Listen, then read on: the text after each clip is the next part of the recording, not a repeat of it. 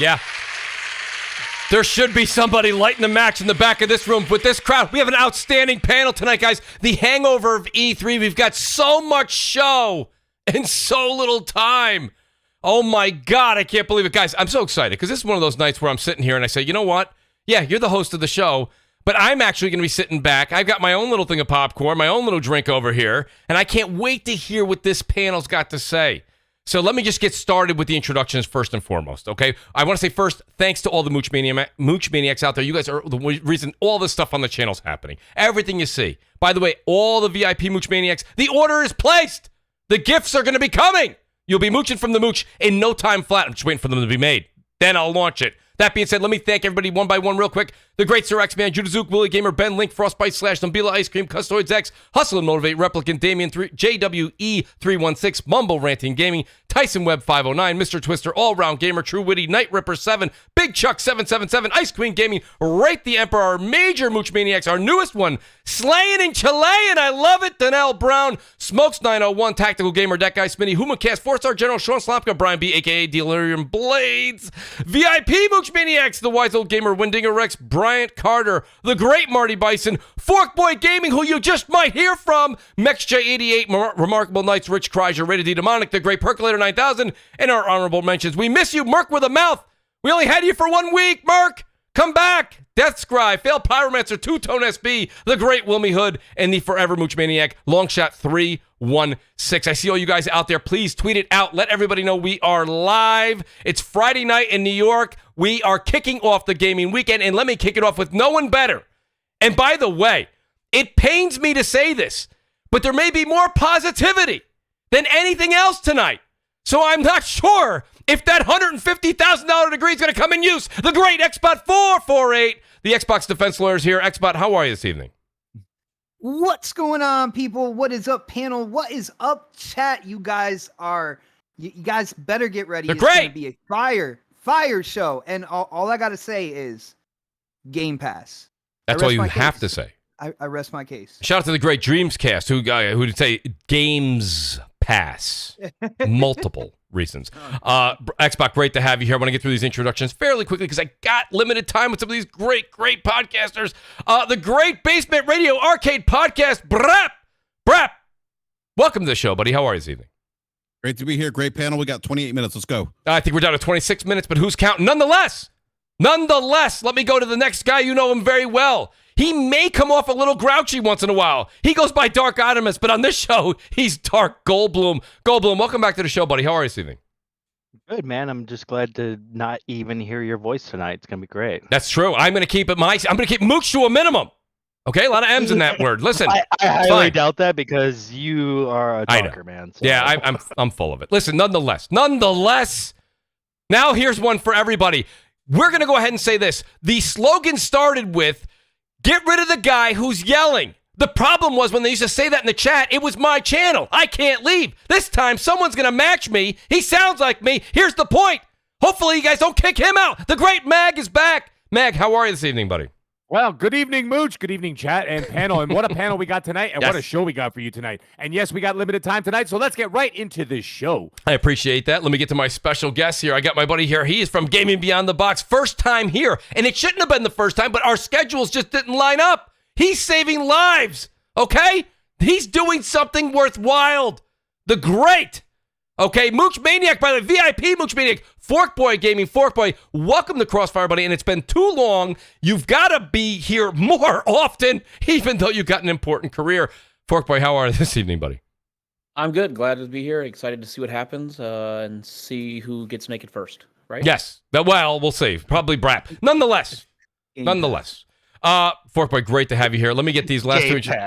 Games Pass. All right. Listen, I didn't think we were going to get a chance to get Mr. Grubb here until the end of the show. I misread the DM. I thought it was going to be the end of the show. I'm very excited that he's here for the beginning of the show. Jeff Grubb, welcome back to the show, buddy. You have been in the chat and been on fire for the past 2 weeks on this show. Now you're literally on the show, and I am grateful for that. How are you this evening? I'm doing good. Thanks for having me. The limited time is because of me. I'm gonna head out early tonight, but I just wanted to sit down, talk with you guys for a little bit, talk a little bit about E3, and then I'm gonna go pick up my mother-in-law from the airport. Yeah, well, I got news for you. Listen, I hope. Listen, this goes for all married guys. I hope you got a lot of whiskey, Jeff. Nonetheless, the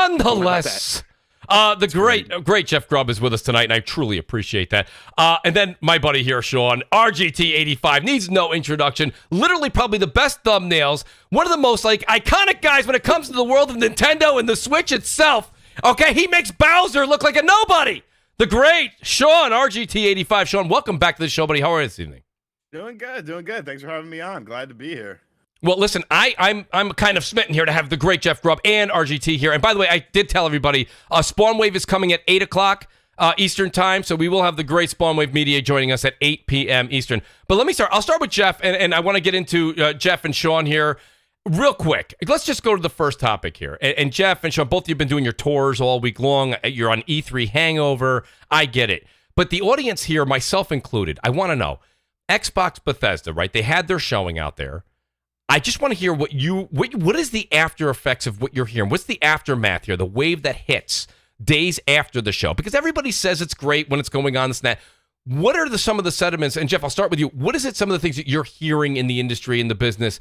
Is it still overflowing positivity that we're seeing that Microsoft, pardon me, is landscape for 2 to 3 years out now? We kind of see what's happening. Where Jeff, you've been on the show before, and we're being positive, but shoulders were kind of shrugged, like we'll see. But now we're seeing.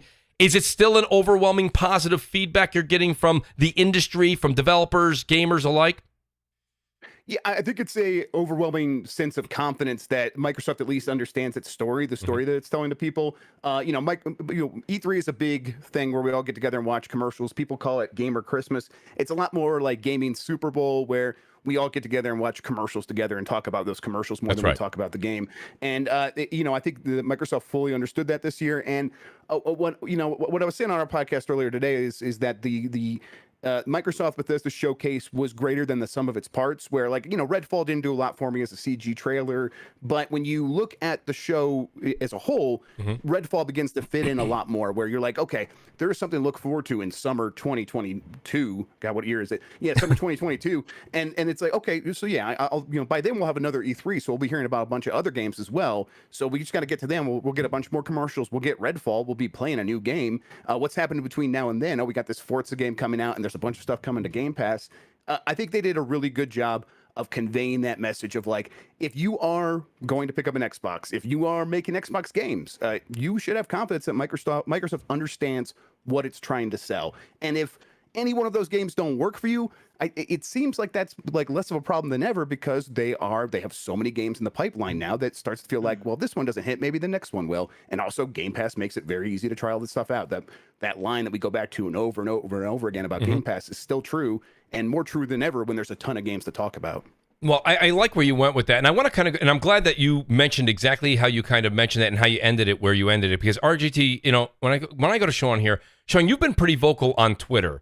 Not so much necessarily on your videos that you do on your YouTube channel, but you've been pretty vocal on Twitter. And I think me and you were kind of we're in the exact same car driving to this gaming convention that is Games Pass.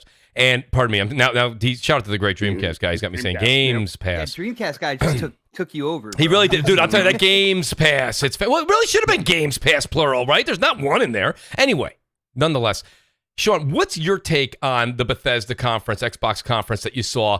And I'm going to throw a little more of a twist onto your question than the same one. I'm going to say to you, knowing what we know now and the projected landscape of at least 2 years out, 3 years out for some of these games, we did see Redfall, like Jeff was just saying a second ago, may come out next summer.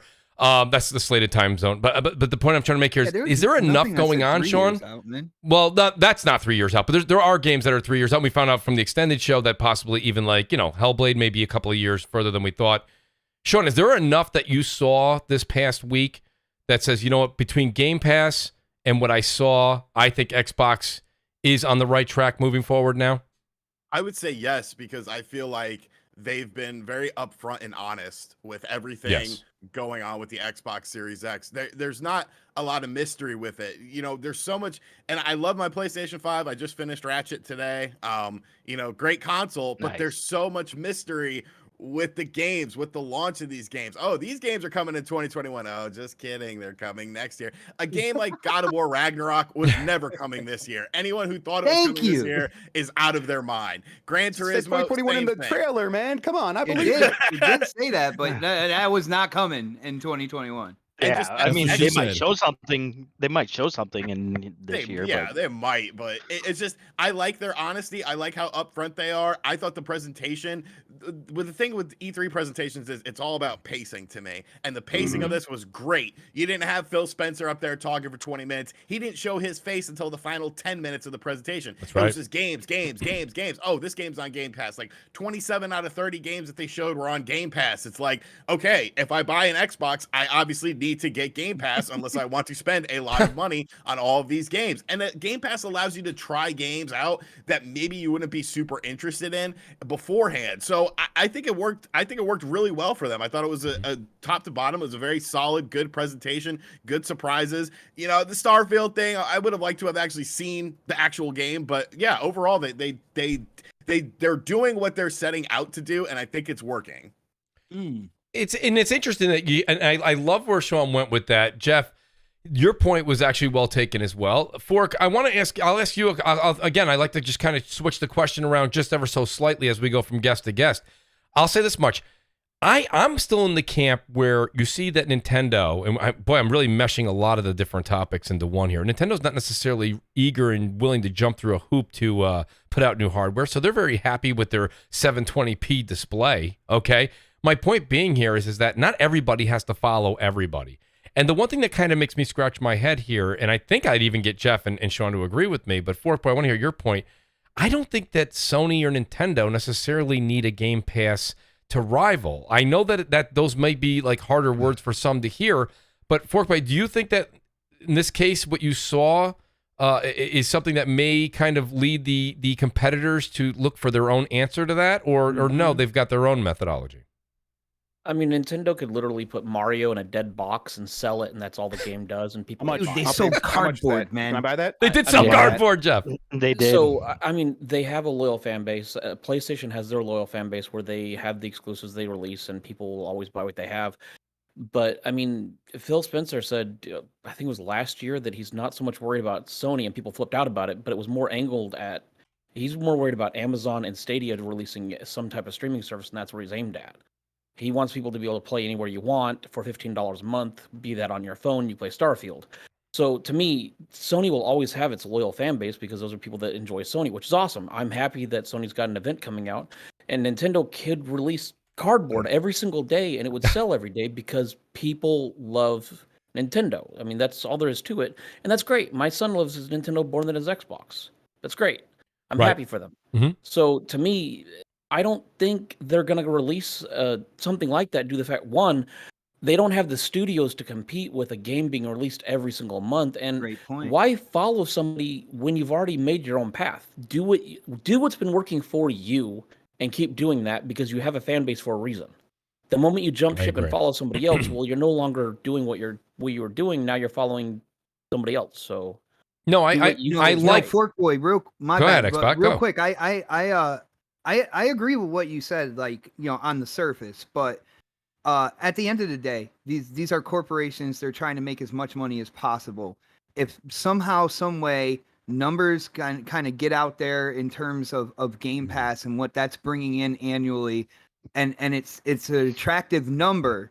I'm not saying Nintendo. We all know Nintendo is our second cousin that sits over there in the corner at the family reunion, does whatever he wants to do. All right, he's completely content doing whatever he wants. Mhm. But Sony, on the other hand, because, you know, PlayStation is the backbone of Sony. So if they can make more money than currently what they're making now, if they can really bump up how much revenue they're taking in Well, by doing a subscription service like that, and they did the subscription service first.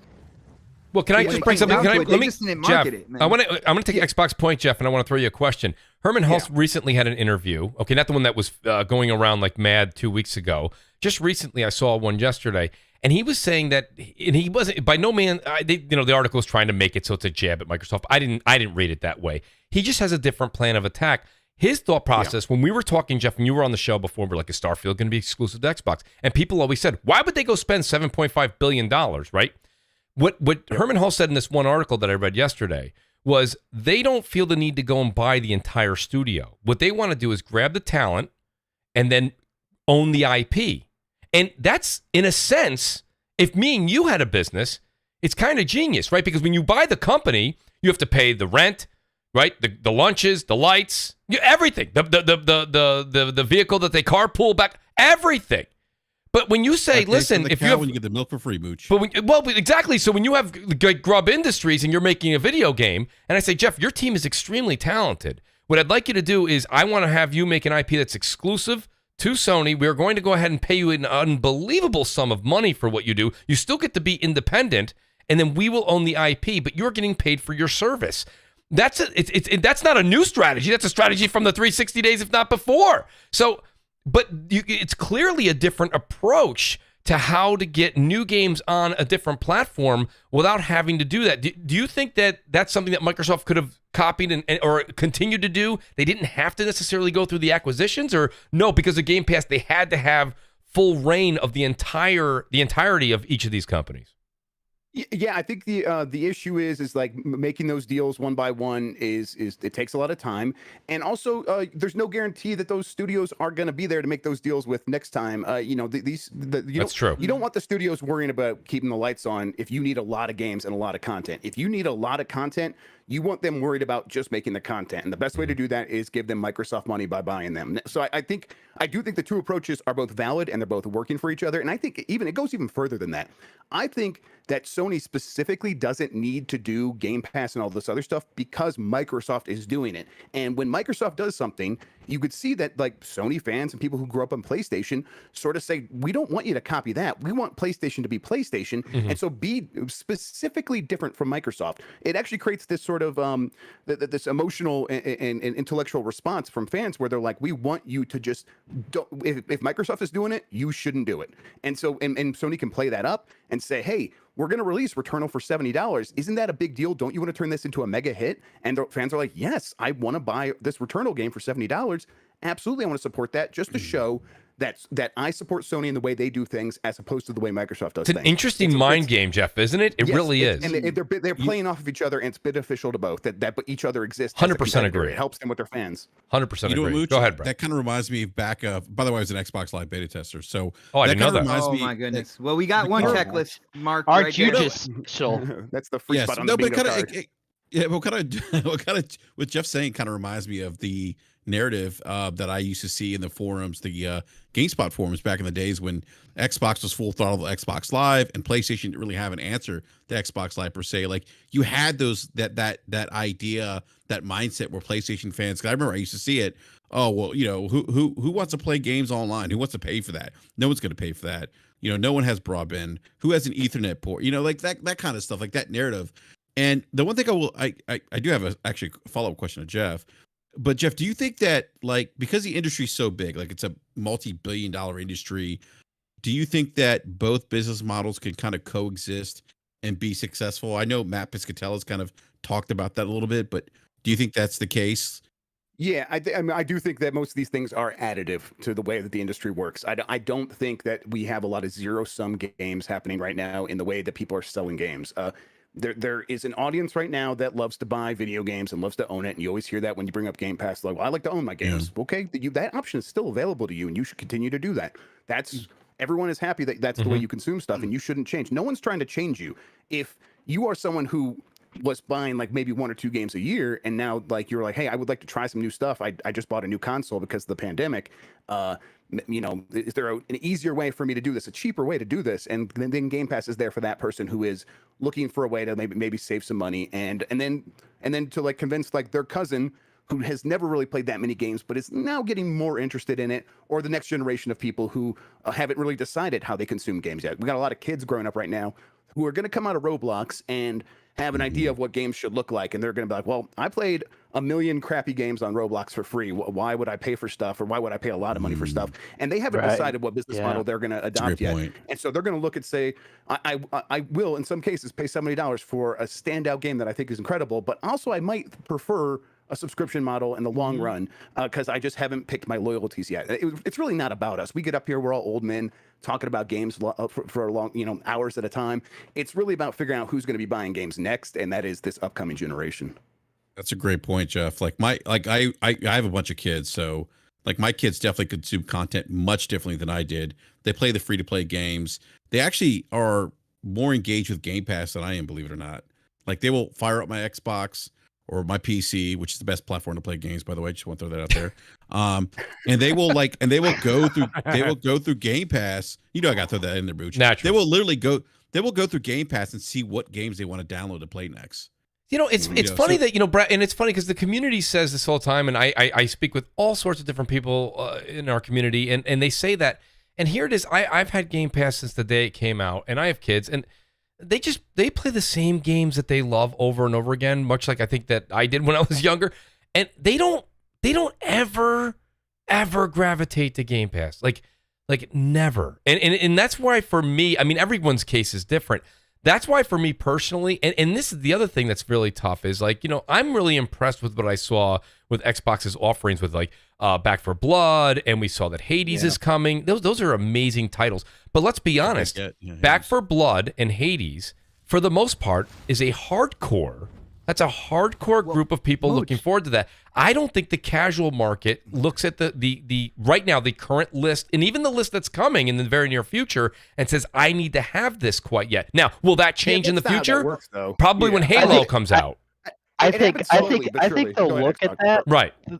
They'll definitely look at that if something like Call of Duty or NBA or I don't even know if it has to go there. Battlefield comes to. Well, I mean, the sports Game games are already Pass. on there, right? Like the sports games are kind of a big part of that. Like MLB, the show is like that. That's going for that audience, but it happens slowly but surely, and it's a network effect. It is. If my friend is playing on Game Pass every night and we start playing games together and he's like, here's a free code for Game Pass, come on, hang out with us. And I start playing games together with a friend every night. I'm gonna get Game Pass to continue that, and because it's cheap, and I know I already have a built-in group of friends. Engagement, and that network effect takes time to like really sink in. And that person who is a casual will slowly becomes a hardcore player because now they feel more comfortable playing games and trying different stuff. But it really is going to be one friend telling another friend telling another, and that's going to make if that first friend, if that like prime gamer who is watching E3 gets really excited about Game Pass because they see a bunch of games happening there, that gamer, as we can tell by the way we often talk about Game Pass, is not going to shut up about it, and that's going to have that effect, that network effect where it spreads and spreads and spreads. But not only that, but real quick, games like Among Us, because I heard Mooch say, kids play their favorite games. This is a good point. I remember the twins, Among Us, like they will play that on their phone. They will play that on whatever screen they can get it on. And by Xbox putting games like that into Game Pass, it's bringing that audience into Game Pass to the point where like that's what they need. I think they need more of that. That's my personal opinion. Xbox. That's a great example. Yeah, they're pulling them in there, and then it's like, well, hey, check out what else we have, and let the word of mouth, like Jeff said, with friends. It's like, I'm playing Among Us, but they just put in this game. I just saw this game looks really cool, and then before you know it, it rolls them into checking out the different games and stuff on Game Pass. Shout out to Lady AF in the chat. She says, excuse me, sir. She says, I'm excited for Back 4 Blood. And she says, I am decently casual. You are not casual, lady. There's no way. Yeah, definitely not. She's on 2 gaming podcasts a week. Yeah. But I love the super chat. Or the chat. I appreciate it. But I also think that a lot of casual gamers, if they see their friends playing on a certain console, that's where they're going to go. They're not going to go like if they see a bunch of their friends playing on Xbox, they're not going to go and get a PlayStation, because they're like, well, I see my friends playing on an Xbox, or they'll ask their friends like, what are you playing on? Like I've had that so many times, like, hey, what are you playing on? Like from friends kind of dictate the direction of the next purchase. It's a domino effect. Shout out to Capone. I'm going to say shout out to Capone, then it leads into a Brap comment. Capone 51050, he says, heard this on some Brap show, in quotes, not every console sell is the same. So maybe you can expand on that, Brap. Shout out to Capone. Thank you. By the way, Super Chat's working. It's a miracle. Go ahead, Brad. Yeah, I'll expand on that in a minute, but I because we have Grub for like I think a couple more minutes, so I have. I gave Jeff a non-working clock. It's stuck at 7 p.m. Eastern time. We still have 30 minutes. That's great. That's fine. Please continue. No, I do have a question for Grub. Like, so I think there's a lot of value in, I think one of the reasons why PlayStation sells so well is because there's a lot of value in their first party titles, right? It's kind of a big deal, kind of like Nintendo, right? With Nintendo first party. If Microsoft starts putting out these quote unquote bangers that are on the same level as like Sony's first party, and they start dropping them in Game Pass day and date, do you see a situation where maybe Sony kind of says, wait a minute, we need to kind of have an answer for Game Pass now? I mean, maybe. I think a lot would have to change. I sincerely believe that most of the PlayStation audience would say no, keep doing things the way you're doing them, because even like we're assuming a lot. We like the Microsoft games coming out and being bangers. That's a first assumption. And if they bangers in the same way that Sony games are bangers? Like we get massive blockbusters that feel more expensive than any other. Like Ratchet and Clank just feels like so much money is on the screen. And is Microsoft going to match that exactly with every game? I don't think so. And so PlayStation gamers are going to be like, hey, we show up to you for a certain reason. If the only way that you can deliver that consistently is if we are paying a lot of money to you up front, we want to do that. That's how we want to consume this stuff. We want to guarantee that we're going to keep getting the same PlayStation we got with the PlayStation 4. So let's not muck up that formula. It is working great. And we're going to keep showing up for you. And the console's selling well. And then if you need to get that other audience playing other stuff, there's a ton of free-to-play options on PlayStation 5 as well. So it's that's true. I think it would take a long time to get Sony to shift in that direction. And I really don't think Sony wants to be following. I think Jim Ryan believes, and he is right, that they can lead this industry in the way that they are going, and then Microsoft can lead in an opposite direction. And these two companies can fork apart, and it's going to be just fine, at least for this generation. I don't think I see Sony putting like God of War 3 in on PlayStation 5's, PlayStation Plus, whatever it is called, PlayStation Now, day and date. Like I don't think that happens. Well, I think a lot of it is dictated by the community itself, because you see the hype going on with Game Pass now, and I feel like as the games come out, we got Halo. You saw the reaction to Forza Horizon 5. Absolutely phenomenal. And if Xbox keeps on that tempo and keeps putting out games like that, and those games keep going into Game Pass, eventually you're gonna hear the community like, man, well, where's ours? You know what I'm saying? And at that point in time, what is Sony gonna do? That happens. I just don't believe honestly, but I think a lot of people are gonna be like, well, you know what? Actually, I don't want PlayStation to follow the steps of Xbox, and I think a lot of people don't want Xbox That's exactly following PlayStation. So I mean, I personally do not want PlayStation to follow Xbox, and I don't want Xbox to follow PlayStation.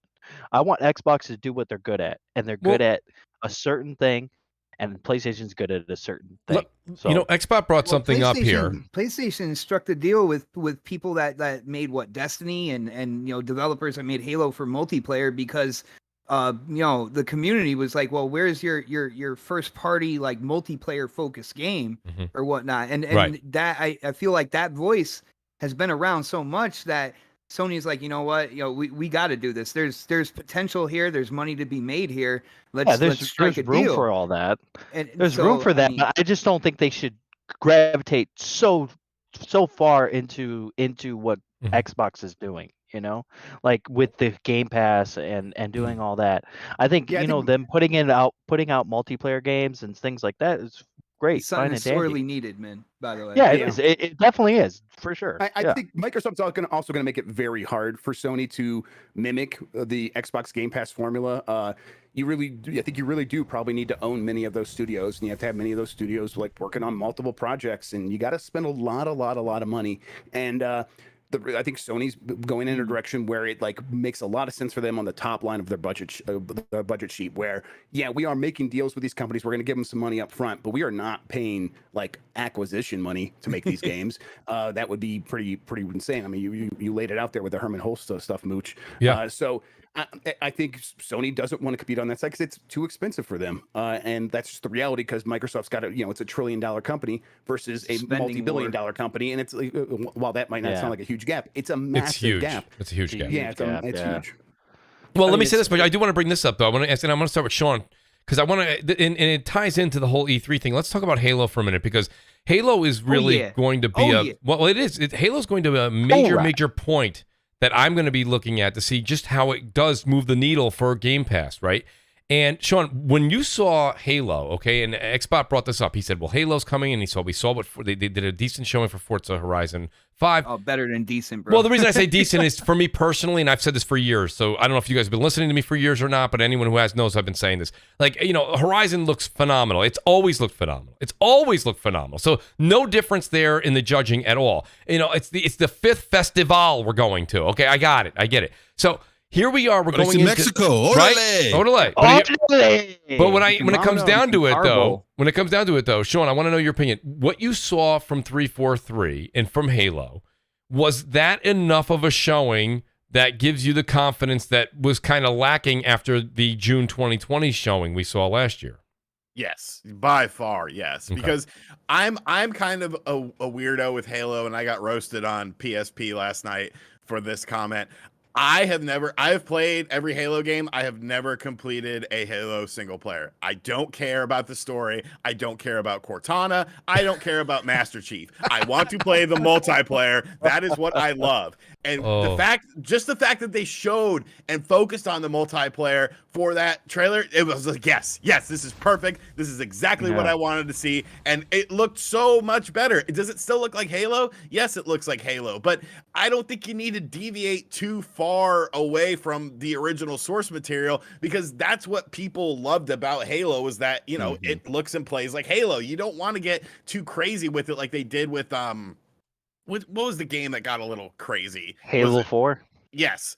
So I really liked it, and I thought it was a great re-showing for Halo, and it was like, hey, this game, it looks legit. And the fact that, you don't even need, I don't even think you need Game Pass for it, because the online multiplayer is free for everyone. Mm-hmm. Yeah. So, I mean, that's just like, that's an incentive to buy an Xbox. If you're a Halo fan, you're like, oh shit, I don't have to buy the game or anything like that. I literally just that's exactly why I'm buying an Xbox. Like it was legit. Like they did a complete 180 with that game. I was very happy to see that. You know what's so awesome about what they showed with Halo's multiplayer? For the first time in the Halo community that I can remember, you have the old school hardcore Halo guys and the new school hardcore Halo guys actually agreeing on the multiplayer for the next Halo. And it's not everybody, but to see that connection, because if you look at the multiplayer that they showed, you get like Halo Reach vibes from how it looks. Oh, for sure, dude. Yeah. But brought up to today's kind of like, specifications, technical hardware, and basically how it looks. But there's like a Halo Reach soul behind how the multiplayer is looking. So you put that, and you're still able to run sprint, clamber, which that is the newer kind of like Halo gamer out there. And they're both groups, which is, they're always divided, are both looking forward to the new Halo. That right there tells you that 343 and Xbox really did something with the showing of this multiplayer, man. Shout out to Zombilla Ice Cream. He says, difference is Sony has more iconic titles that deliver. Game Pass will get more popular games, and that will sell, but will that keep the hardcore gamers happy? I think the hardcore gamers will always be happy when it comes to Game Pass, Zombilla. And the reason I say that is, look at the nonstop day in there, or not just day and date, but even like Hades, right? So you guys know, if you've been following me on Twitter, I've been writing to those guys every single day since it came out on Switch. And RGT, don't get me wrong, I know you're going to give me a good argument for how that game just belongs on the Switch, and I can't argue with you there. But someone who likes to play on their Xbox, PlayStation, on the couch a little bit more, where the handheld is something that I use less often, I wanted to play Hades on my PlayStation 5 or my Xbox. Here it is. It's coming to Game Pass. I think for the long haul, Game Pass is something that speaks volumes to the hardcore. What it's going to take is the Halos, the day-and-date sports games like we saw with MLB, the Among Us, those types of things that are relevant to what I will say casual. And we use that word a little too often, and maybe we don't even have the right context. But what I mean by casual gamer is someone that picks up their controller maybe once a week, maybe once every 2 weeks, and enjoys a game for 2-3 hours, or only has 25 minutes to play, which is why a sports match or a Call of Duty round or an Among Us game, or you know what I'm trying to say, or a Fall Guys, that kind of thing rings true to a lot of casual. And what was that one game? Not Stardew Valley there, but there was another game there that came out on the Switch, Animal Crossing, right? Well, Animal Crossing was massive, right? Sean will tell you about that. That was a huge game, right? But that's a game that, right, you could pick that game up, Sean. You don't have to play it for 6 hours straight. You could play it for 30, 40 minutes and then pick it back up again a few hours later, right? Right. Exactly. That's the point. See, I think Game Pass needs more of those types of games to get the casual market back in there. Whereas, you know, again, when I say games like Hades, like I don't know if Hades is necessarily a game that the casual market's looking for. We just went through an entire month, 2 months of discussing how roguelike games are anti-casual. Right? You know, they're just they are. They really they kind of turn people off, kind of. I love them. I love them. Go ahead. I'm gonna get out of here, guys, but I'll finish by saying I don't know if it's about casual so much. I think it's about variety and appealing to a bunch of different tastes. Yes. And I think that's what Game Pass is doing right now. They'll get to casual eventually. Right now, if you're a family gamer, you're on Nintendo. If you're someone who cares about that stuff and you want to have like sort of a friendly environment for the family, it's all going to happen on the Switch, and the Switch is really good for that. But Game Pass can do something like show something like, hey, Hades is here, and we're going to have this Redfall game, and we're going to have Starfield, and we're going to have a bunch of different first-person shooters, and we're going to have a bunch of different RPGs, and they're going to be able to do all this variety because it's such a low cost it's a low barrier to try this stuff out, and they're going to be able to say, hey, if you are one type of gamer right now, you might be that way because you've been afraid to spend money, and we're going to enable you to come in here and try a bunch of different stuff, and maybe you are going to come out of Game Pass a different type of gamer or someone with broader taste, and we're going to enable you to try that stuff out. That's what they're going for right now, and not so much the casual. And I think that's going to work because, you know, they have between like 19 to 25 million active users right now, in that range. I don't know exactly, but it's in that range, and it's that means there's a lot of like hardcore gamers they could still win over, and so they're in that phase right now. And once they get to like 50 million, maybe they'll start looking at that more casual audience a lot deeper. Yeah, and Jeff, I know you gotta go. Jeff, the great Jeff Grubb. Jeff, thanks for being here, buddy. I truly appreciate you stopping by. I'll be listening, guys. I'll be listening while I'm getting my new toilet seat installed. Have a good one. Nice. Thanks, Jeff. See you, Jeff. Fork, I don't mind adding on what Grubb said. Go ahead, Fork. I was gonna go to you next. Go ahead. My kids play the crap out of Among Us, and as they get more and more games that have different variety in there, okay, my kids now go in there and they want to play Among Us. Well, they see other games that maybe they didn't know were in Game Pass because, like Mooch has kids, some of you other guys have kids. They get focused on one game and their friends like, oh, I'm playing this, and that's all they do. Me trying to get them to play a game with me on Game Pass, they're like, Dad, you're old. So yeah, if they say, hey, it's in Game Pass, they download it. Well, while they're looking through to find Among Us, there's other games. But as they add more and more games of different varieties, it's not really aimed at the hardcore. I mean, all of us are the hardcore gamers, the people in chat. We are people that play a lot. The casuals that are what really runs the market. I mean, people try to say the hardcore gamers are what run the market. It's not. You have the casuals that run the market. They're the 90%, I'd say, of gamers that buy. And like I think it was Brap was saying, I mean, there's people at my work that I work at a hospital. I'm the only hardcore gamer there, and I get asked all the time, oh, PlayStation or Xbox, PlayStation or... And I'm like, it really depends on what you want. I mean... That's true. Exactly. I appreciate your honesty there, for single-player exclusives? Okay, well, PlayStation has that. Xbox doesn't. Are you looking for more of a multiplayer experience? Xbox has that. PlayStation's building it. What are you looking for? What are you wanting? Yes. But it honestly is... I mean... We're getting to a part where gamers are winning. We're getting more and more stuff across multiple systems. We're getting the diverse portfolio coming from these companies. Fork is tremendous at this point. And you know, it's funny. If I'm Sean, I'm sitting there kind of laughing with my microphone on mute because I think that Nintendo's kind of offered. Well, they never really kind of got huge into the multiplayer space, but Nintendo's had a vast majority of different diverse games you can really dive into. For sure. Yeah. Easy. Oh, yeah. I mean, I know two people that play Nintendo, Cloud and Lady, and they make fun of how horrible Nintendo's multiplayer experience is, yet they're playing multiplayer. Well, it is getting better. It is getting better because they upgraded their servers a couple months ago. They were using 19-year-old servers. That's why games like Smash Brothers and that's why Super Mario Party had very limited online. And then they did an update where they added more stuff in.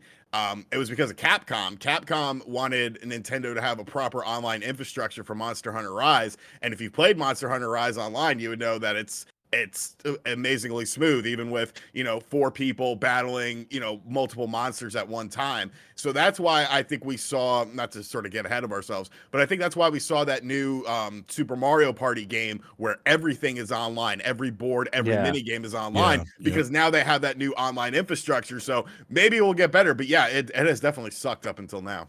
Yeah, let's be honest, the new Nintendo Switch is the PlayStation and Xbox. Right. I'll tell you something. I want to go back to my Halo comment, and I'm going to welcome the great Worry Wart here.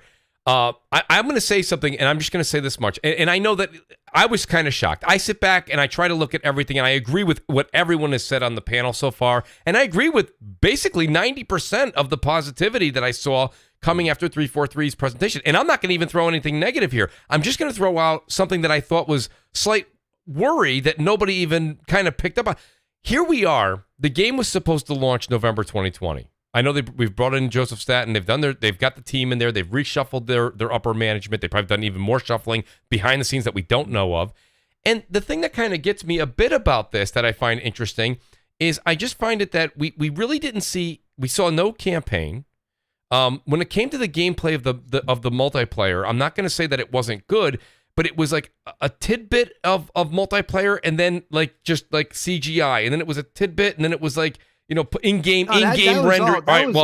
Okay. No, I think that was all people, man. What are you talking about? Wait a minute. When they did the Zoom, said it yesterday. They said it yesterday on the you know what I mean, guys. It wasn't like they did before in the past where they had people up on stage and you literally watched a match. Well, hold on, Mooch, but that doesn't mean that what they were showing was not matches where they were playing in the game. You just didn't see the HUD and everything like that. They did want to make it more spectacular, but that was not CGI, man. I meant in-game engine. By the way, I want to also welcome not only Worry Warts here, bro. The great Spawn Wave Media who's here. Spawn did 15 minutes early, Spawn. That's fantastic.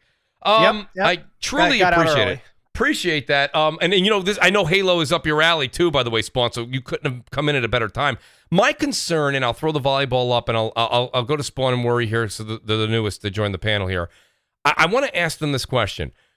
Was anybody slightly concerned? Here we are. It's the middle of this. We're in the middle of the summer here. It's coming out in holiday. We don't have a release date. We didn't see what Microsoft does with having people on stage and showing the multiplayer. We've seen 0 in the campaign.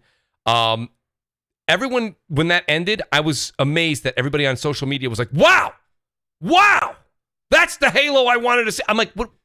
I'm like, was I facing the other way? What did I miss? Did I go out for a snack? I didn't see a lot, but everybody was really, really excited. So I'll go to Spawn first, and I want to hear Worry, because I know Worry's also a huge Halo fan, as well as the great Xbot448. But Spawn, is there a little bit of cause for concern that we haven't seen anything really on the campaign? We don't have a release date, and this game was supposed to come out. We were supposed to be almost a year into playing this game. I would like to remind everybody on the panel. Is there any cause for concern, or no, don't worry about it. It's looking fine.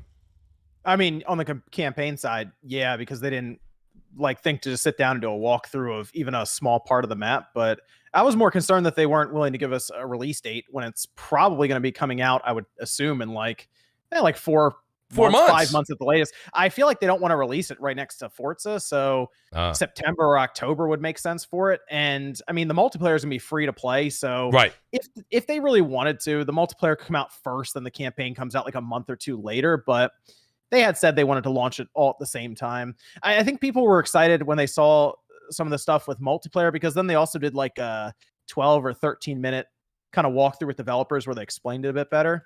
But it looked more like Halo rather than them trying to make a Titanfall game.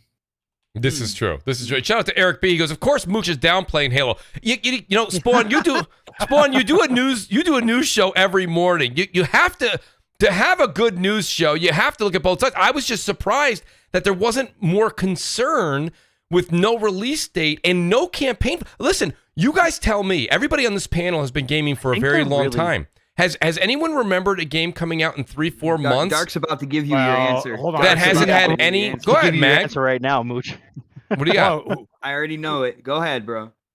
Which one, me or Dark Optimus? Go ahead, Dark. Go ahead. Okay, well, I think honestly, I think the reason why they haven't put out the release date is because they don't want another.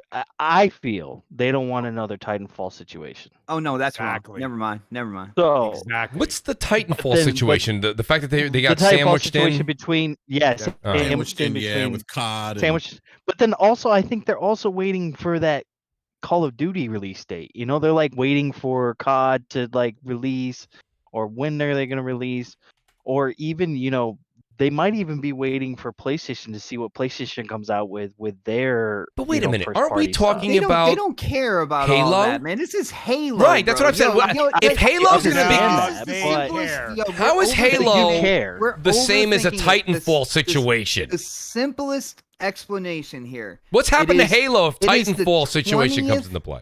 It is the 20th year anniversary of Halo.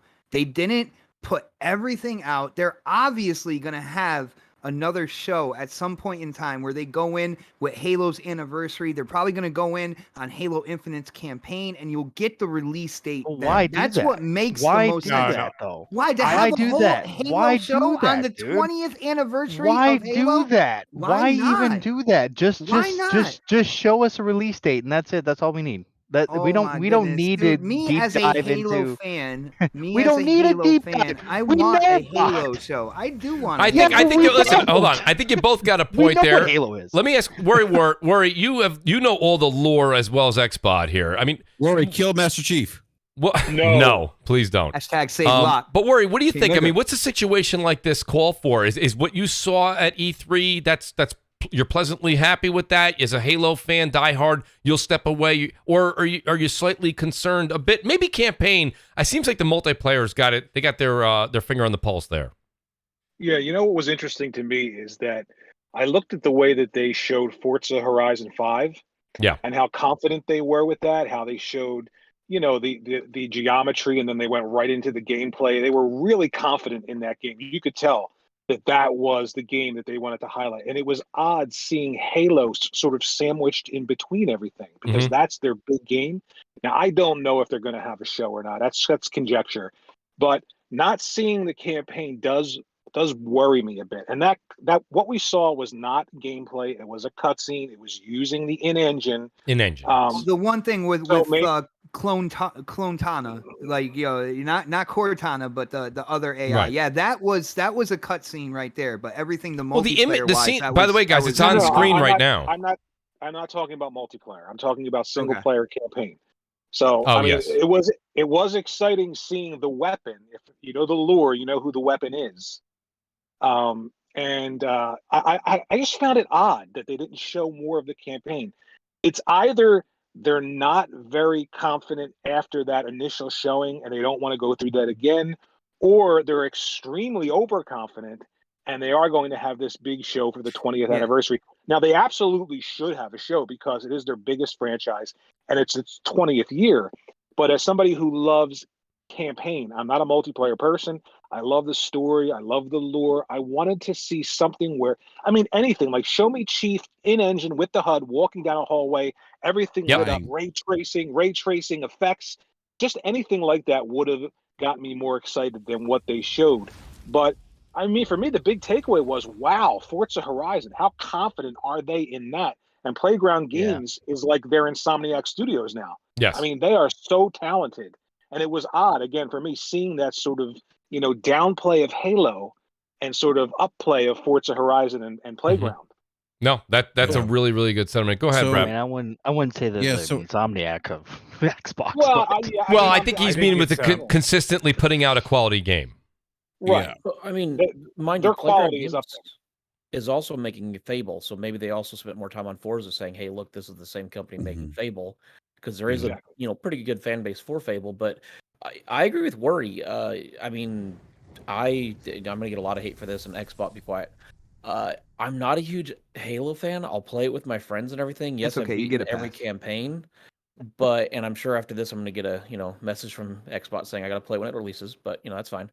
To me, no release date, a window worried me, but at the same time, I'm passively optimistic where I'm like, you know what, maybe they wanted Forza to shine, maybe they want to give it its own show. But I think if we get to September, halfway through September, and there is no release date or there is not a show of, hey, this is Halo campaign on its own, that's not good. I mean, 20th anniversary, and yeah, a lot of people can downplay that. Oh, that doesn't matter. No, Halo, Xbox was kind of built on Halo. I mean, a lot of people downplay Halo, but I remember buying an Xbox to play Halo with my friends. I mean, me too. I am old enough. Mooch is old enough. Perhaps old enough. Xbox. Yeah. I don't know the rest of you, but Halo's what got me to we're all buy an old enough Xbox, to remember Definitely. taking your fucking Xbox. Sorry, Mooch. You're fine, buddy. In your TV to your friend's house to yell down the hall, "Suck my nuts!" as you killed them. Oh my God! Wow. The I mean, fact I joined not at the right time, didn't I? Yeah, right. I mean, the memories. The fact that they're not coming on that part, 20th year. I mean, you want to build on it. But at the same time, they did show Halo multiplayer by itself, so I'm hoping that maybe after the PlayStation event, we'll get a Halo event and a release date once COD hits, like people have said on here. Because maybe they don't want it sandwiched. Maybe with every... I mean, think of how many games we got coming out just from Xbox in the next 6 months, and that's just Xbox releasing. Then we have Diablo 2 Remastered. We have PlayStation releasing. But there's a lot of games coming out. So shout out to Jeff Grubb. Real quick, let me just say what Jeff said, because this is important. It does go along with what Fork and what Worry have kind of said that they're not complaints, but their concerns were. Jeff says the reason they didn't show the campaign is because the studio is too busy working on the game, and Microsoft didn't want to ask more of 343. That's based on my reporting. So I will say this much. Do I know what Jeff is talking about besides his reporting? No. But we've heard multiple times just how long it takes and how taxing it is to take a team off of their developing cycle to make a trailer or to make something for E3. It's something that's very, very taxing on the developing team. Well, so you remember the whole Halo 2 thing, right? When they did the trailer for Halo 2, it pulled them off the game, and they basically, by the end of it, they had to figure out a way to cut it off, and then after was the beginning of Halo 3 afterwards. There was this whole big thing about how they ended Halo 2, and I think it was Staten that came out and said, well, basically, we had to do this trailer and all this good stuff, and we had to cut it off at a certain point in time and put the kind of like the end of Halo 2 as like the beginning of Halo 3. There was a whole thing about that, man. So we were talking about Game Pass before, and Brap, I don't mean to cut you off. I fall behind on these super chats, and then they don't pertain to the actual subject at hand. Shout out to Game Over Brian. He says, bro, it's not Game Pass. PS Now, over 400 PS4 games, over 300 PS3 games. PS Plus gives great games monthly. All we talk about is Game Pass. And it's interesting because I saw RGT, Sean, I saw you going and having a discussion with somebody in the chat a moment ago, and you said, listen, I have PS Now, and I also have Game Pass. And you said for you, Game Pass is the better product. But yet, and I'm shame on me, I only have Game Pass. I don't have PS Now. But when I see a lot of the Sony fan base say that there's that many games in there, Sean, is there something that what makes you believe that Game Pass is better when there's a substantial difference in just the amount of titles? Well, PlayStation Now and PlayStation Plus are two different things. Right. I have PlayStation Plus. On PlayStation Oh, I thought Plus, you said PS Now. I apologize. No. And I mean, PS Now, it's gotten better. I tried it when it first came out, and it was dog shit. Yeah, that was bad. It was terrible in all the game streaming stuff. And I think PS Now is cool, but I just like how Game Pass is just one-stop shopping. Everything that I see in Game Pass, that's what I have. I don't have to have a separate thing beyond my PlayStation. With PlayStation Plus, you have to have a separate thing with it as well. And the PlayStation Plus games are good. It's just, I think when you compare the amount of games and the quality of games, Game Pass to me has a better variety of games as well. Hey, Mooch, can I just jump in here 1 second? Sure. Okay, PlayStation Now. Here's the thing. I did a video about this, right? There are games that are centric to PlayStation. They're third-party games like Metal Gear Solid 2, Metal Gear Solid 3, Resistance. There are games that are centric to PlayStation that you can't play natively on the PlayStation, but you can on the Xbox. Like, for instance, you have to stream Metal Gear Solid 2, Metal Gear Solid 3, Metal Gear Solid 4 on PlayStation Now. Now, you can play natively the entire Metal Gear HD collection on the Xbox. So I do think that Game Pass is much better because there's a bigger library of games, and there are games, like I said, that are centric to PlayStation that you have to stream them. And I'm not speaking for anybody but myself, but I'm not too keen on streaming video games. And I haven't seen much interest from anybody else around the industry in streaming video games. So the idea that there are games, like for instance, the entire Resistance collection, the HD collection, I mean, why can't you play that? I understand why, because of the esoteric hardware in the PlayStation 3, and it's hard to port over to the PlayStation 4. But I mean, there's so many games that their answer is, yes, we know these games are associated with PlayStation. Yes, you love them, but stream them in the worst quality possible, or you can play them on the Xbox. Like, I purchased Half-Life the Orange Box 14 years ago when it came out on the Xbox 360. I played it yesterday in 2021 natively on the Xbox. I purchased the Metal Gear HD collection. I played it yesterday natively on the Xbox. Why can't I do this on PlayStation? It doesn't make any sense. Also, the PS Now just has PS4 games. Like, there's no PS5 game on PS Now. Right. And they're not going to put any on there anytime soon. No, because they won't even give you the PS5 version of like Avengers, for example. That's right.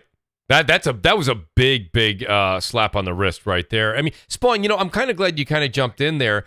A lot of the times, especially on your podcast, on your channel, I wouldn't say you avoid it, but like where do you stand on the whole like Sony? You came in a little after Jeff had to leave, but the point of what we were asking was, where are you on the whole Game Pass thing, and where we actually have to? Does Sony need to answer to anything like this, or do you think that the two are actually? I wanted to get your take on this from what you saw from the E3, and of course we're now rumored to hear July 8th is going to be with PlayStation's having their experience presentation. Did Xbox really prove to you that they have the best path moving forward, or does Sony Nintendo need to worry about Game Pass and these type of services, or they don't? They can walk to the beat of their own drum, basically. I think they can do what they want. I mean, they have the history of being able to put out games that can sell hardware. And I think for now, I mean, unless Game Pass just really takes off and we get to a point where Microsoft doesn't have to worry too much about can they get more signups for Game Pass because they have 100, 150 million, 200 million people on Game Pass. Well, I mean, at that point, they won't have to restart generations. Right. Like they'll just continue on, whereas Nintendo and Sony would have to restart generations. And we see Sony trying to navigate this cross-gen period right now. And that's kind of the idea that Microsoft has. It's this long-term game that they're fortunate they can afford, because I don't think Sony or Nintendo would be able to afford something like this. It's just Microsoft is just a very wealthy company. So yeah, I think right now the interesting thing for everyone is we're going to see how both sides turn out. Like, we're going to see if this Game Pass experiment is actually sustainable over the next 10 years or so. Right. And if it is, then hey, maybe the rest of the market follows suit. And if it's not, then the rest of the market continues like it always has been. That's what I was going to say. And I'm glad that you put it the way that you put it, because I've always asked Jeff for a magic number. And I'm glad he used the same magic number again tonight, since months ago when he was on the show and we talked about 50 million. Like, when we keep seeing this slow climb, I know that the media loves to run with it. And they're like, wow, look at that. 18 million to 21 million, 21 million to 22.4 million. I understand it's going up. I get it. But is it going up to the magnitude? And like we said, Microsoft, shout out to Jeff and shout out to what you just said, Spawn, they're in a financial driver's seat where they can wait 10 years. But they need to see that 50 plus million subscriber base. And I think that they want to see it more sooner than later, even though they can afford the waiting game. But I liked how you just called it an experiment, because truly it is. It's something new. It's nothing done before in this form of entertainment. And a lot of people like to always claim that Netflix and these other services are the same.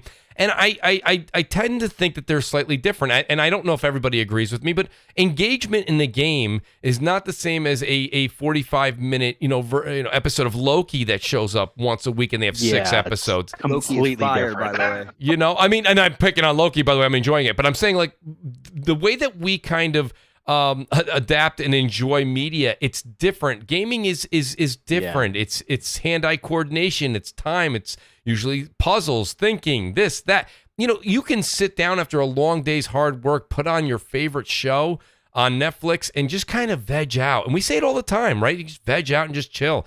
I mean, there's not many games that you turn on, pick up the controller, and just go, maybe I'll press the button, maybe I won't. Well, I got news for you. It's going to be a short-lived game. You know? So See the point you just made, Mooch? yes. That's the biggest worry I have when it comes to subscription style and the type of content that gets created for it. Because the idea of episodic content and a service go together like peanut butter and jelly. So are we going to get a single player game that's 6 hours and they say, stay subscribed because next month is part 2, like the old Batman TV show, right? Next week, you'll see if Batman beat the shark. I want a beginning, middle, and end to my single player games. And if they're huge IPs like Halo, there better be a beginning, a middle, and an end. Interesting. Well, from what they're saying with Halo, with real quick, with what they're saying from Halo, and this is kind of what I broke it down in my mind with what they have said. That's kind of, they're going to give you both supposedly when it comes to the story in Halo. Like you're going to get a beginning, a middle, and an end in terms of Halo Infinite and Master Chief's fight with this general, right? But there's an overarching story with the Banished and Atriox, and now I have no idea what's going on with Cortana. But there's a mystery there that is an overarching story that when they do come out with more story content, you're gonna get a beginning, middle, and end to like part 2, but you're not going to have to buy the sequel. They're just going to add it to Halo Infinite is what I hear them saying is what they're going to do with the story with Halo Infinite. Yeah, but and I mean, go ahead, Dark. Well, that's the thing. I don't see that model working so well with video games as much as it does with TV or movies, because of the fact that with video games, like there's so much stuff that goes into them that movies just can't do or TV shows can't do, and people are not. I don't think there's going to be a lot of those episodic games. I think those companies have kind of done their thing with episodic games, and they're kind of moving away from that. As you can see with Life is Strange, True Colors, they're moving away from the episodic and making it more of a full game. Yeah. So, I just don't think that episodic model will work with games because of the fact that you're going to be waiting months to a year for the next episode. I assume and I don't think a lot of people are going to want to wait for that, Well, here's the thing. So let me kind of alleviate that. I think, and shout out to Obi-Wan who's in the chat. He says here, they can do DLC like they did for Gears. It was perfect. I don't think that's the case. I do think that Edward King is actually on point here, and he said they're going to start treating Halo, and I think you guys will all agree with me on the panel, a lot like Destiny 2. I think that's how you're going to see the progression of Halo Infinite continue, and I think that's going to break the hearts of the worrywarts of the world out there, because I think when we say Destiny 2, and you know me, man, I don't mean Destiny 2 like that game. I'm saying, but the way that they're going to release content. Let me just similar. Like I'm there for the expansions, and when they progress the story, it's awesome. But the expansions, when it comes to Destiny 2, they don't take a long time to get through the story. I think there's going to be more meat on that bone. I agree. When it comes to Halo, I agree with Xbox. Yes, you're really going to dig in on that. So. Yes. No, I agree with that. I do want to kind of just shift slightly over, and I'll start with Mag because I haven't got a chance to hear Mag yet. Mag, I want to hear what your take is on this. So recently, Pete Hines apologized for I'm using these words loosely, guys. Don't take them verbatim. He didn't apologize. Like, I'm so sorry. He didn't do that. He was just apologizing to the PlayStation crowd about the situation that's going on with Starfield and it being an Xbox PC exclusive. And, my question to you is, what was your interpretation of what he meant? And was it the right move to even do that in the first place, to even come out and have to use those kind words? No, I think, first of all, I did get his follow-up. Did you hear his follow-up tweet, by the way? By the way, it's an hour in. I finally get to speak. I know. I was trying to be nice. You were nice. Too nice. Yeah, well, from 8:06 to 9 p.m., I'm not going to be nice anymore. Mr. Nice Guy's left the building. Go ahead. Yeah. No, he's done. Pete Hines, I think it was either later that day or the next day, he said, this is a verbatim. I got it right here, okay? I'm not apologizing for exclusivity. I don't have to do anything. Some of our fans are upset/angry, and I'm sorry they are. That isn't wrong or weird. It's acknowledging how they feel. That's it. That's my whole point. Okay, so That's what he said. So he's basically not apologizing for going to the PlayStation. Now, the thing is, what these media companies and these media outlets and everybody else were running with this, the problem with that is that they're looking for outrage, right? That's the big, well, that's the big, well, no pun intended, that's the rage now, all the rage, right? Get everybody pissed off so that they click on your website, they get your click, They got your view, they, they make their money, they go home laughing, ha, ha, ha, and then they leave everybody fighting in the trenches, right? So when I first saw it, they almost got me. And right away, I'm like, son of a bitch. So immediately I clicked on it and I wanted to see what was going on. Because I'm sitting there, and of course, my mind is going 1,000 miles an hour. And I'm going, did Insomniac apologize to me because Spider-Man was over on the PlayStation? No. Did Sony Santa Monica apologize to the Xbox players? Mag, do you think, right? Mag, I'm going to throw one little feather, though, in your plan here. And that is the fact that you got to remember Pete Hines and the folks, and I'm not speaking for Pete, but I'm just trying to put myself in his shoes. This is the first time he hasn't been a third-party multi-plat developing team. You know what I mean? They've always catered to everybody. They've wanted to put their product on everybody's screen. So this is new when your entire existence in this world has been to try and get on the PlayStation platform, the Xbox platform, heck, even try to make good and get on the Nintendo platform. They want to be everywhere, PC, of course. So this is why I think for the first time he's got dedicated people who've been talking to him from both sides of the world. Now he's got to, but that's the thing. Does Insomniac need to do it, or Naughty Dog, or 343? I wasn't actually. I wasn't actually saying that. No, I know. I'm just saying that's where I think he's coming from. Right. As I'm clicking on the article, that's what my head's doing. Right. So people in the chat, don't get excited. I wasn't freaking out about that. But I'm just saying, in my head, I'm like, it was getting me angry. And then I read into it, and I'm like, oh, okay. It's really a non-news story in my mind. However, I could see that what's going to happen, there's going to be a huge paradigm shift here. And the huge paradigm shift is going to be, like, you're going to have to get used to it. And the thing is, for people who are, now I'm not talking about people who do not have the financial means in order to have multiple consoles or whatever else. However, if you look at the next couple of years now, that you could see that Microsoft has opened that laneway for the people who cannot afford a Series X or even a Series S. There are people who can't even afford that. All you need is your cell phone. All you need is your tablet. Everybody's got one. Okay, I watch you see like these things in these war-torn countries. There's buildings collapsed on the ground. There's still a guy walking around with an iPhone 11. Right. So everybody in the world has a cell phone. Everybody in the world has some form of a tablet. They have the avenue to be able to do it without that $500, $300, whatever price wall. So the point is, yes, it is going to be on one side. Yes, people are going to have to get used to it. Yes, there is entitlement in the gaming community. Obviously, they're going to say, "Well, why can't I have it?" I'm like, "Well, I didn't have the same thing when I had to buy a PlayStation 4 in order to play all those amazing games, right? I had to go out and buy the PlayStation 4. What I did do is I waited till it was a little bit cheaper. You remember that Black Friday that you got that we had where it was like $2.99 with the Spider-Man? Yep. Ba-boom! I got two of them. Right? That's when I got it. And then what happened after that? The avalanche of incredible games that came. I don't have to rhyme them all off. You guys already know what came out from now to the end of the gen. So the point is that now there's a new generation. There's a new price wall. However, Microsoft's job from here on in is going to not have to convince people to go out and buy an Xbox, who's like, let's say, a PlayStation owner, or let's say someone who just ponied up and bought a PlayStation 5. No pun intended, by the way. I was just, who got the money to get a PlayStation. I really, that was no pun intended. No. A PlayStation 5. That was a good pun, they're like, though. thank you very much. Pun. And they're like, I'm not paying another $500 just to play Elder Scrolls. Microsoft's job from here on in is they're going to have to market properly and really, really open that infrastructure to the PlayStation community and to the Nintendo community to be able to access those games. And I'm not talking about Game Pass. I'm talking about market the fact that you could play on anything. That's what they've got to do. You know what I'm saying? That is their responsibility now. They've paid the money. They've got the companies. Okay, they've got the developers. They've got the studios. They're going to be having the games. So now it's their responsibility to get that PlayStation community and the Nintendo community to get out there and say, guys, you don't have to buy an Xbox. You can play it like this. Not these stupid little tweets once every 6 months is like, well, pretty soon it'll be on a smart TV. And then you don't hear anything. And I'm like, well, what does that even mean? And then I'm like, what are you doing? They're talking about a Fire Stick, and then nobody talks about it for another 6 months. That's not how you do it.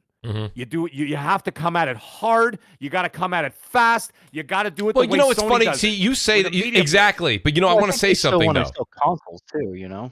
I got to be honest with you. I like where you're coming from, but realistically, I think you got to thank, and I want to hear what the panel thinks here. I think you have to thank the community for that. I think if everything went radio silent, there might have been a chance that some of these games ended up on PlayStation. I think because everybody was like, damn it, we want it on Xbox and it's going to be on Xbox only. I think that's why a little bit of this kind of pushed and nudged them into that direction. I wanted to get like Spawn. Did you? I was just looking. I don't think you really kind of got too much into this. I don't know if it's something you have planned for your show tomorrow, but I mean, when you see like the Pete Hines of the world, I think my story really holds a little bit of water there, where this is an individual that's been creating games for all platforms. So to see him come out and do something like this, that's not necessarily. I actually saw that, and I saw a man who was trying to say, hey, listen, this is just business, and he's trying to explain the business to everybody out there, because it's the first time he's really had to take a side. He's never been on Mooch, side. Real quick, people getting angry. I think both sides, the extreme left, the extreme right, I think there needs to be some understanding here, because, when it came to the PlayStation and the PS4, when Spider-Man was announced, we've all known Spider-Man, regardless of the developer, as a multi-plat game. And there was outrage when it came to Spider-Man being exclusive to PlayStation. There were a lot of Xbox gamers like, the entire time this has been multi-platform. This is insane. And at the end of the day, it was just business. And that's the same thing that's going on here, is that, you might want to play Starfield. You at one point in time, you thought it was going to be on the system that you have, but unfortunately, it's business. And at exactly. the end of the day, and like just calm down about it. At least when it comes down to it, with it being Xbox and stuff, you have other ways to be able to get in and play that game when it does come out. If you have a PC, you'll be able to go in and play it on PC, stuff like that. At least when it comes down to it, it's not exclusive to just the console. So if you start looking at it like that, maybe you're not so angry anymore, and you might, brush off your mouse and keyboard or your controller on your PC and give it a go that way. No, you're right, Xbox. I gave my point. Shout out to Jeff. Jeff says here the reason why was because they analyzed the return on investment for all scenarios, and they saw that the money lost with exclusivity would be worth it because of the gains from Xbox. I will say this much. So they have people that, like, they have their accountants and their analytics and metrics and all this other stuff that they put together over there at Microsoft. They have people that do this. That's fine. But I got to be honest with you. I still think it comes back down to what Spawn said with Game Pass. And I wonder if Jeff will agree with this word. It's still a gamble. Spawn, is it? It's a gamble to say that they're taking that amount of money off the table. Do I think it's a good gamble? I'll say yes, because you can't see Game Pass thrive without taking some risks. And this is a big one because Bethesda is a household name. These titles are household names. To me, it was pretty straightforward when it happened. And Microsoft has that kind of money that they can, spend billions of dollars on things like Skype if they want to. Possibly, try to buy Discord at one point for $10 billion. So that kind of money, it's sometimes better to invest it rather than let it sit around and depreciate anyway. So bolster their lineup, get the studios involved, and get titles that are only on Game Pass. So in a year or two, we'll get to a point where Microsoft will probably be releasing as many titles as like Nintendo and Sony combined, as we go forward. So I agree with that. I mean, how long do you think, when it comes down to it, Sean, I'll ask you, and I want to hear what Fork's got to say as well. Sean, how long will you think Microsoft will take this experiment, if we will? How long can they actually go with this before they see a return? Because I mean, like Spawn said, and like Jeff said a number of times on the show prior, Microsoft's in the waiting game, but $7.5 billion, these billions upon billions, you keep buying all of this stuff, and if you're not getting that return on investment, is this something that they can sustain for the long haul, or is this a 10-year project? I give them 15 years. Go, I think 15 they can sustain it. Yeah. Sustain it as long as they want, because video games are a very small segment of Microsoft's income, whereas that's a good whereas point. with Sony and Nintendo, like that's all Nintendo has is video games, really. And Sony, that's one of their most profitable divisions. Bill Gates, he didn't give a fuck about, any of that stuff. So I think they could go for as long as they want, and as long as they see fit, as long as they want to be involved in. That's what makes them the most dangerous, I think. Yeah. Right? I mean, think about that. I mean, if you just have somebody that's like, okay, we're losing money. Like, if Sony loses money, they start cutting the fat. Nintendo has a problem. Look at they had a problem with the Wii U. Cut that. Right? Let's go back to the drawing board. But not Microsoft. Microsoft even sat on the Xbox One the entire generation. Really, they did. Even though, yes, we had the Xbox One X that came out, and it was the most powerful console. But at the same time, they didn't really have many games that came out first party to illustrate that. Third party did a hell of a job. Red Dead Redemption 2, looking at you. But my point being is that that's what makes them kind of lethal. Forkpoint, you agree with that? I think that's interesting. Spawn throws out a 15, which I kind of agreed with, and then RGT says, no, you know what? I don't know if they want to stay in it, they just stay in it. What do you think, Fork? I mean, Xbox is a smaller portion of Microsoft. Microsoft's a $1 trillion company. Sony's not. If they lose money for X amount of years, okay. Starfield releases its $65 game, but it sits in Game Pass for 8 years. Yeah. Okay, 8 years down the road, you can go get that game for $5 at GameStop. But if people are still paying $15 a month and only pay, I mean, how at a casual player that pays $15 a month, how many games do they play across a 6-month period at a Game Pass that are $65?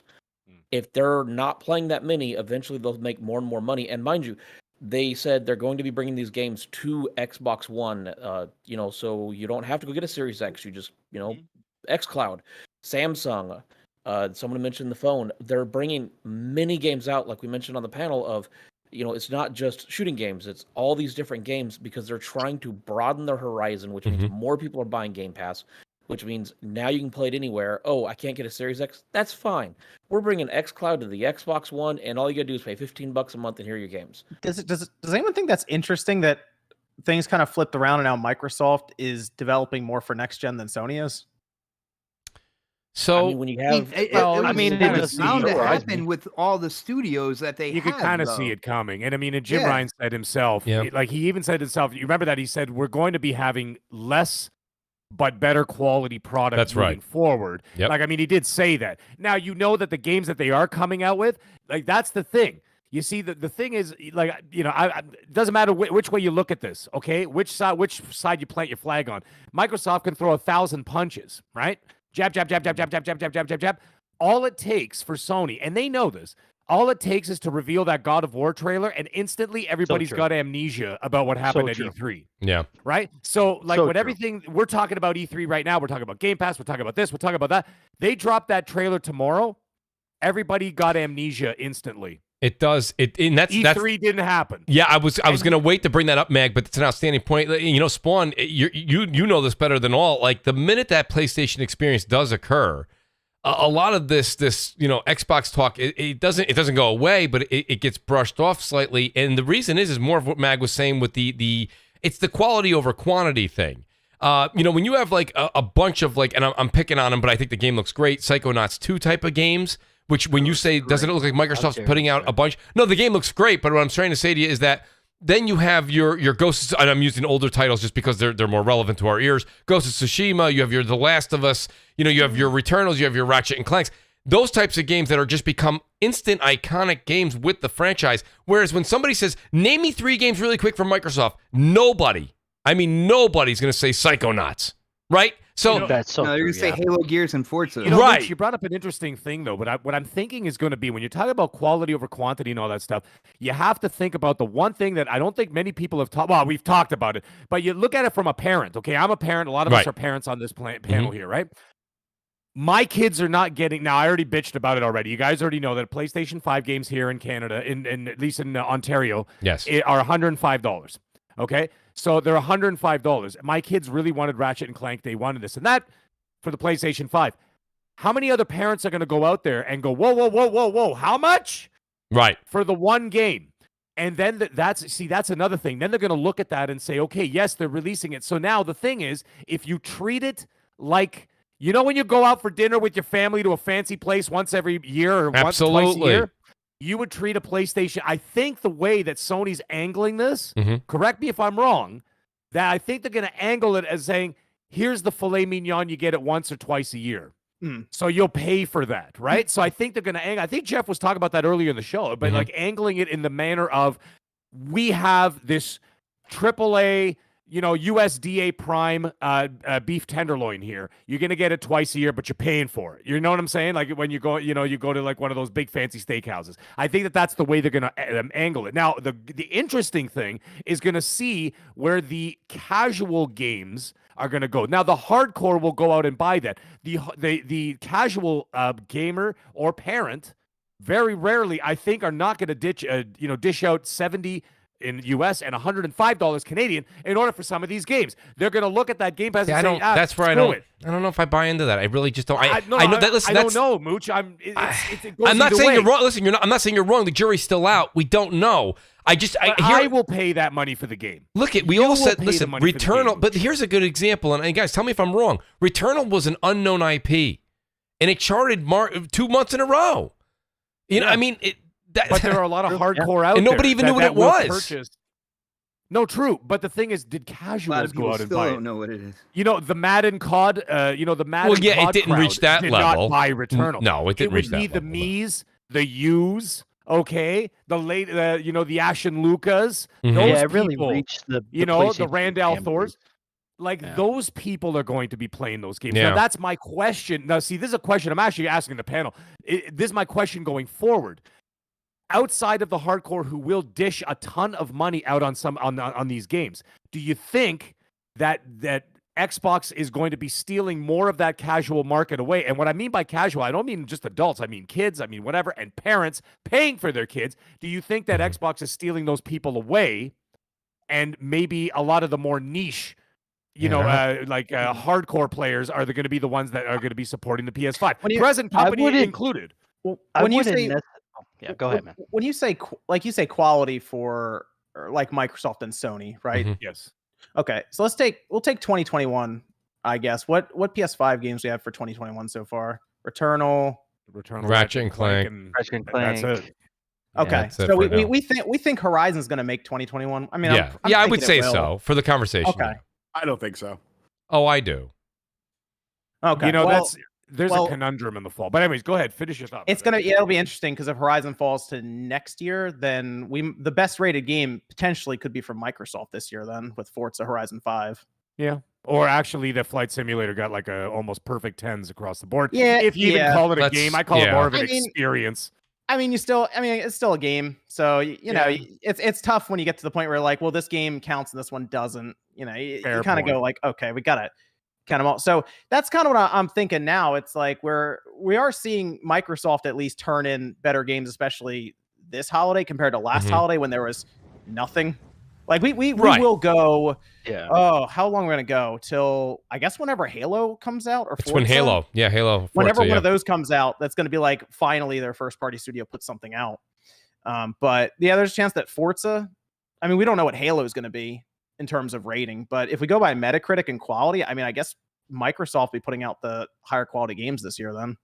Well, if you're going by Meta, it's there'll be a race out there for sure. But I mean, so Ratchet is ended up at around an 88, I think, if you're looking at Meta, and I think that you're probably looking at somewhere between 88 and 92, probably for Horizon if it launches this year. And Halo gets graded. Mainly, I mean, it's a 50-50 rating process. I think you guys will agree with me, but the campaign does play a major pull here.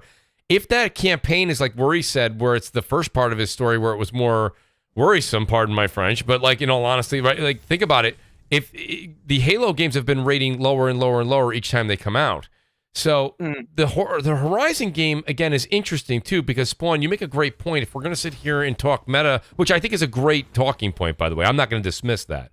But I will sit here and say that I'll speak for myself because that's all you can do on the internet. You never speak in absolutes, by the way. It's a key rule for everybody. But I would say that like my excitement for playing Forza Horizon 5 it's slightly diminished over the years, okay? Because I mean, how many times do I want to? It's Horizon 4 and a different the fifth one, right? So I mean, I'm not going to belittle it. It's going to score very, very well on meta, and that's a different conversation. But Halo needs to, that's why the conversation I brought up with it seeing more campaign or any campaign. We have seen no campaign. We saw no footage. We have no release date. Those are worrisome things generally for me in the way that the landscape, the way that the video game industry kind of lays things out. And so I think that if Horizon comes out, Sony still probably wins 2021 by meta and probably by raise of hand who had, maybe your gaming experience. And of course, it's a game by game, player basis. But I don't know. That's an interesting point, Spawn. I like where you went with that. I do have a couple super chats that I fell behind here. You know what's really curious? Real quick, I just realized this too. You'd have Deathloop coming out and Ghostwire Tokyo, and right? I was going to say that too. Yeah. Where the hell are they? Where do they fit into this? Wait, those are Microsoft studios though. Now, right, but they are coming to PlayStation. Does that mean? They have to so honor that the means agreement. that means that Microsoft is producing more PlayStation games this holiday. Yeah, somebody actually mentioned that on Twitter the other day. It's interesting to think about that. Well, it's weird. It's a weird situation. It is, but I'll use my favorite food reference, and Mag being a chef, he'll appreciate this. It's like if Mag cooked your dinner, Spawn, and then just before your plate was ready, I bought the restaurant and served it to you. Yeah, it's still, you know what I mean? It's still Mag's. It's not really, I don't know if Microsoft can go ahead. Well, I can't really say thanks. Well, think about it was a lot of hard work. Think about it this way. Microsoft could just push that game out rather than delayed it. Right. Yeah, so, that's right. I mean, they're even doing that. They're like, we'll delay it and make sure it's good for the PlayStation audience. Well, it does. It does show. It would show as a blemish if it didn't do well, right? I mean, you don't want your team to look bad. So I understand the pushback there. If the team needs it, that's one thing that I really appreciate with Phil and his team is that they really do want to work with the developers. You don't want dissension within the developers in that studio if they're like, oh, we need to delay it, and you're like, no, push it out. Eventually you're going to lose some of the talent that's there as well. Mooch, I know you got to get to these super chats, but I got to slip in one quick thing here. But like, you guys everybody in this panel and chat, you guys realize the conundrum or cluster F that we got coming up this fall? And I have a feeling that this is why you do not have a Horizon Forbidden West or a Halo release date. I think that or even Deathloop and Ghostwire Tokyo, it's all up in the air right now because you've got Call of Duty has a release date. Oh, sorry, Deathloop does. Yeah, my bad. Yes. But here's the thing. It is now what? June, the 16th, 17th, 18th, whatever the hell it is, 18th, right? Have we heard from Call of Duty yet? No. When has that ever happened? Well, that happened. Unveil it in like Warzone or something. Right. Yeah. But here's the thing, though. Usually, isn't the reveal usually in May? Oh no, usually in May. They did April. They did mention it. April and May. Okay, they mentioned it. Sledgehammer's doing it. They said a reveal's coming soon. No, I know, but like usually they have like even a teaser or something. The title. You have an idea what's going on. And there's nothing. We don't know what it's about. We don't know when it's coming. And no matter whether you love or hate COD, you got to recognize that it is the biggest franchise, one of the biggest franchises in history. Go look at NPDs for like every single year that it comes out. It wins every single one. Okay, so every single one, right? So here's the thing. You got COD with no release date. Now you got Battlefield in the mix. Now you've got Halo, and you got Microsoft staring at Sony. Sony staring at Microsoft. They're wondering whether to release now. I know they're two different genres. One's a first-person shooter. One's a third-person adventure. However, those are flagship titles to represent each company. So now they don't know where to position those. So you see the conundrum that we got this fall? It's everybody's kind of just going, what the hell are we going to do right now? The thing, in the Mag, don't get me wrong, I love the way you presented it, but realistically, this is not like, it's not like this fall is something new. Call of Duty's an annual release. We haven't even talked about Dying Light. We haven't talked about Back 4 Blood. We haven't talked about like it's Dying. ridiculous. I'm really concerned that Dying Light's going to get forgotten. I mean, we have Dying Light. Dying Light 2 on December 7th. You got Far Cry 6. Well, wait, Spawn, did you say, Spawn, you think Dying Light's getting postponed? No, I think it might get like overlooked or forgotten about. Not by this guy. Stuff is happening. Yeah, I don't. Listen, I'm going to be there. Listen, I'm a sucker for zombie apocalypse, so I'll be there. But I hear you, Spawn. That's right around Christmas time, and I think a lot of people are gonna gravitate towards that game because. Well, you know what though, I gotta be honest with you. I hope so. You're talking to somebody who literally can't wait to play that game, and in all honesty, I do see Spawn's point.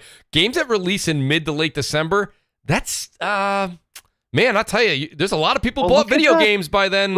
You know what I mean? Look at Immortals, Phoenix Rising.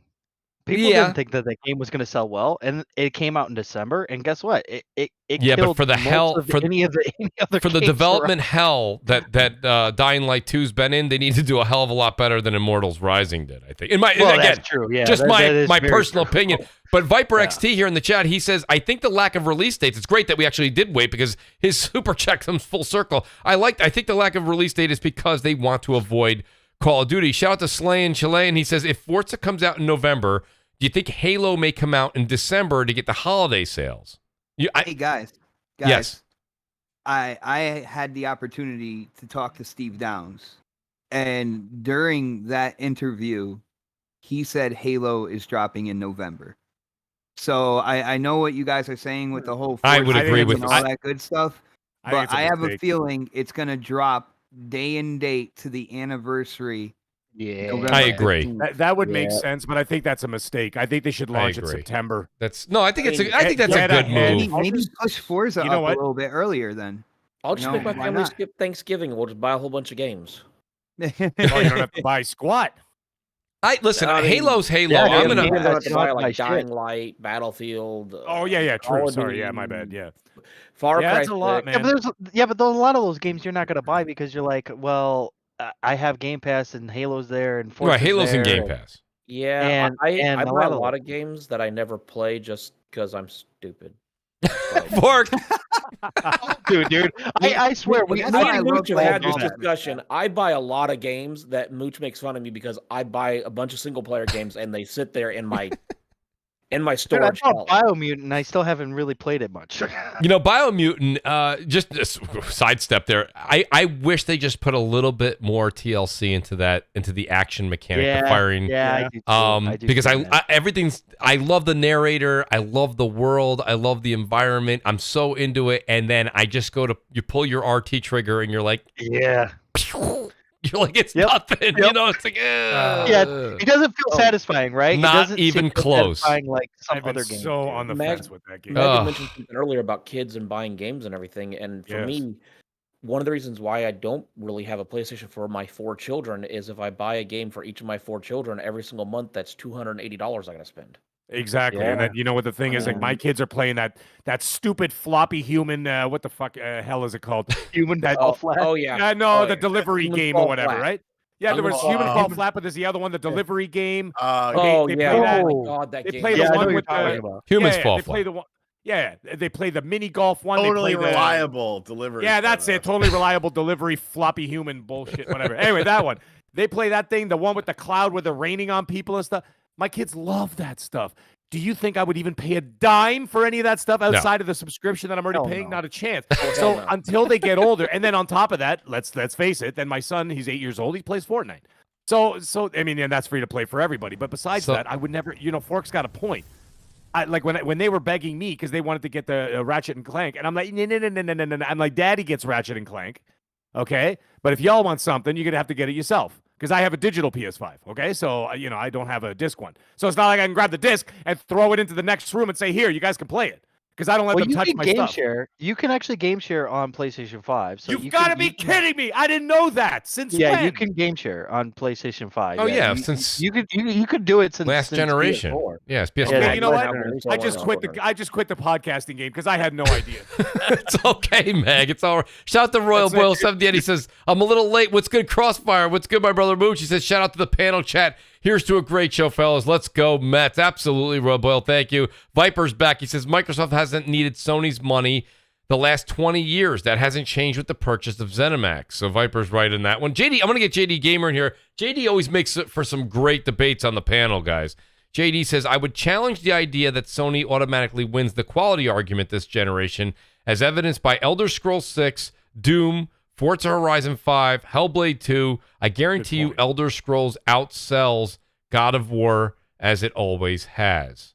Well, what do you think about that, guys? Well, hold on a second. He's got a point. You know that sales were up 60% on games that were already in Game Pass. People were buying it outside of Game Pass after trying it in Game Pass. But if Elder Scrolls is only on Xbox, you're automatically cutting out half your audience because you don't have PlayStation, or a third of your audience because you don't have PlayStation anymore. Fair, So but now point but you've got that PC audience, and that PC audience is double PlayStation and Xbox combined. Well, yeah, but you're still cutting out, okay, let's say 20% of your audience, but at the same time, Elder Scrolls may be like a lot of the other games where, hey, look, you got that iPhone 12, you can play it. And I saw someone in the comment, I don't want to play it on my phone. It's like, that's fine. I can play on my phone and throw it up on my TV. I imagine the deal they made with Samsung, we're probably going to see some type of Roku, USB thing that you stick in some hole and you'll be That's happy. what they said. They said it was going to be an Xbox Fire Stick or yeah. something like that or Yeah. whatever. But They just- anyway, I don't know. Sorry. They just need to market it correctly, is all. Like That's what I was saying at the we beginning. basically talk about it as all of us here who would rather buy the console, the $500 yeah. console, spend all this money on everything. Whereas, there's moms and dads who are just like, wait, it's $30 for this little stick, and I give it to them with a controller, and I don't have to buy everything. Yeah, it's fine. Yeah. That's Well, I don't know. that's the mainstream kind of market. That's really. the market. When I Exactly, break the Spawn. work- That the consoles are coming out in restock. I don't know. Some people might actually just be like gravitate towards this if we stick were- because they're like, I can't get the console. If we were the ones to make the market move, Roblox wouldn't be a $40 billion. That's true. That's very But I true. mean, Well, when- yeah, I see. Look at how Yeah. many parents go and buy something not realizing they're buying the wrong thing because they're not educated. Someone on Twitter put something out to where some lady was going to buy a PlayStation 5 digital and she had PlayStation 5 discs. Oh And yeah. Yeah. Well, yeah. It's like, yeah, that's the thing. ma'am, you can't do that. It's like there's so many But- people that don't understand what's going on that, yeah, if they come out with a little, USB stick, all of us will be like, oh, that's awesome. Mom will get in line and, little Johnny will be like, this is what I want. Yeah. She's like, no, son, you need an Xbox because she doesn't understand. No, you can use that. Right. Well, that's what I was Right. saying at the beginning of the Mhm. show, Fork. I'm saying it's Microsoft's responsibility now. Yep. In order to market and educate the consumer, not us, not the chat, not anybody listening to this after the fact. It's everybody else. They need to educate the consumer base as to what exactly they're doing. Because there's one thing I will criticize. I love the Xbox ecosystem. Okay, I love it.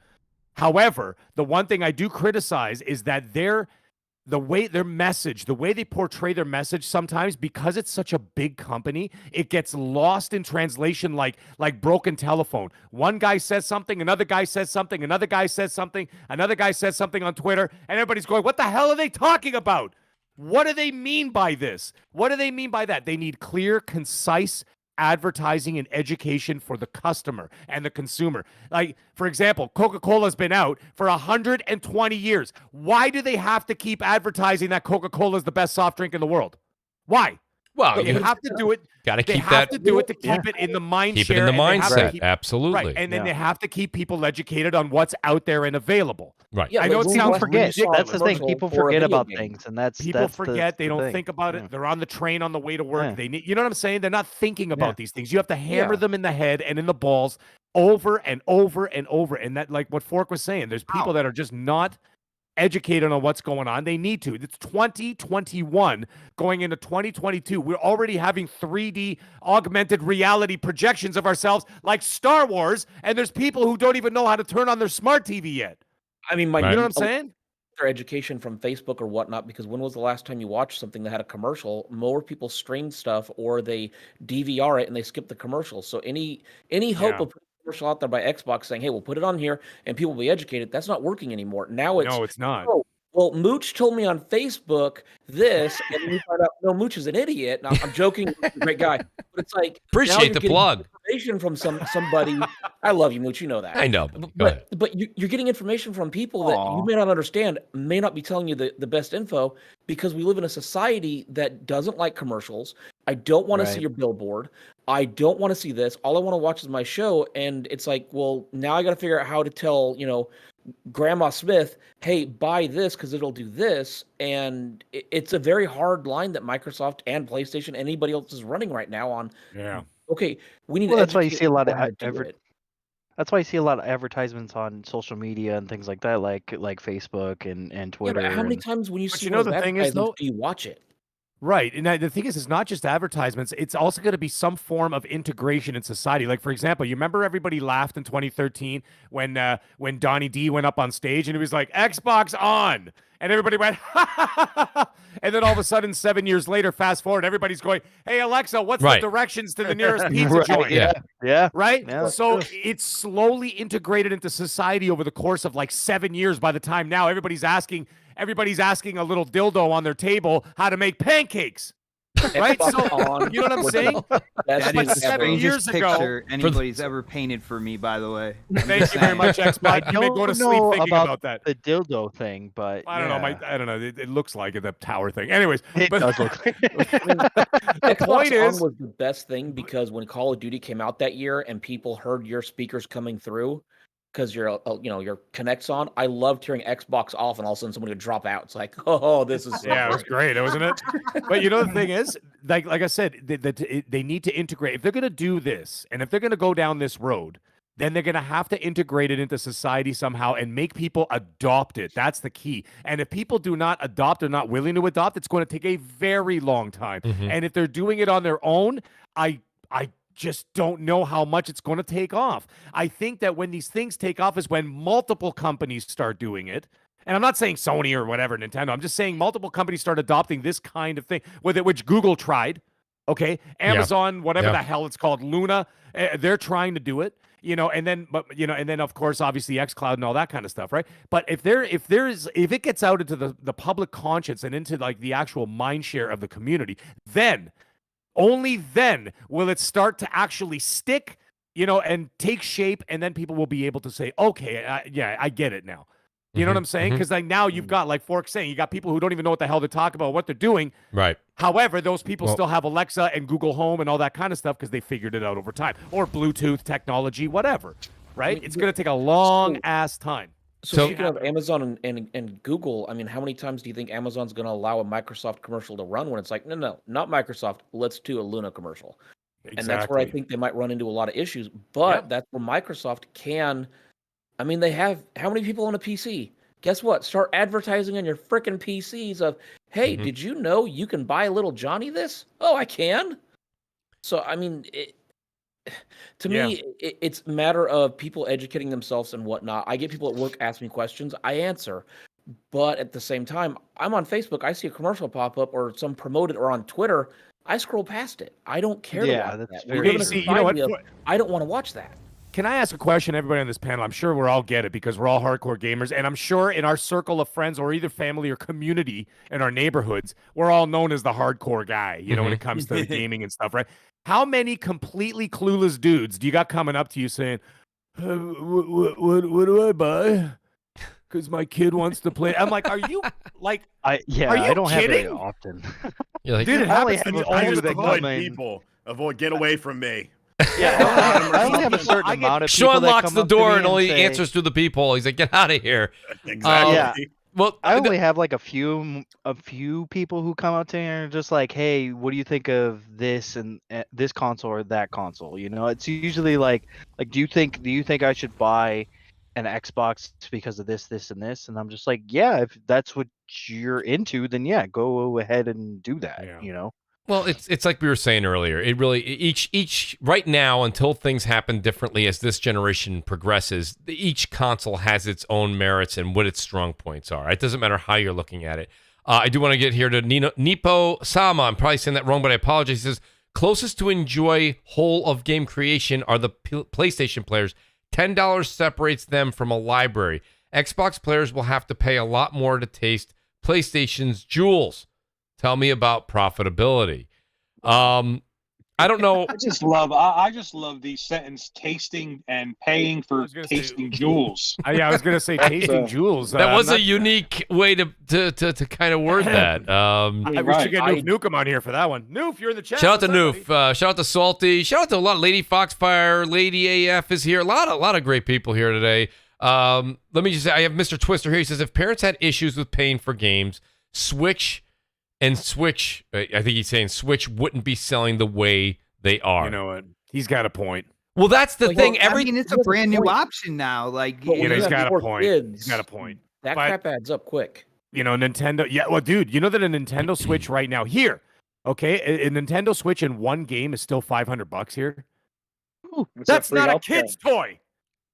Yeah, but yeah, it is. But shout out to the great gaming Forte. Is that Forte just like showed up out of nowhere? He's late, but he's on time somehow. Dude, I'm literally about to leave. You show up now? Forte was in the back room for the last 20 minutes waiting for Mooch to let him out of prison. Oh my Lord. I didn't see you in there for a while. But I apologize, the great gaming Forte. No, you're good. No, Forte, great to have you here, buddy. The Rogue Inquisitor here, he says the whole casual market argument sounds good until you realize that games like Fortnite have 80% of its player base on PlayStation. So, again, so it is interesting though. It is interesting though, right? That we've used these different arguments, and everyone has a great point when it comes to Game Pass. Microsoft has the money, it's the waiting game. Clearly, all these games will go in day and date, and blah blah blah. And then you've got the Halos and the Forzas and the Gears, and that's all true and fine. But you've got Spawn in RGT here. You guys have, and I tip my cap to you guys. You guys have an unbelievable following on Nintendo, and Nintendo fans, frankly, could give two shits about any of this.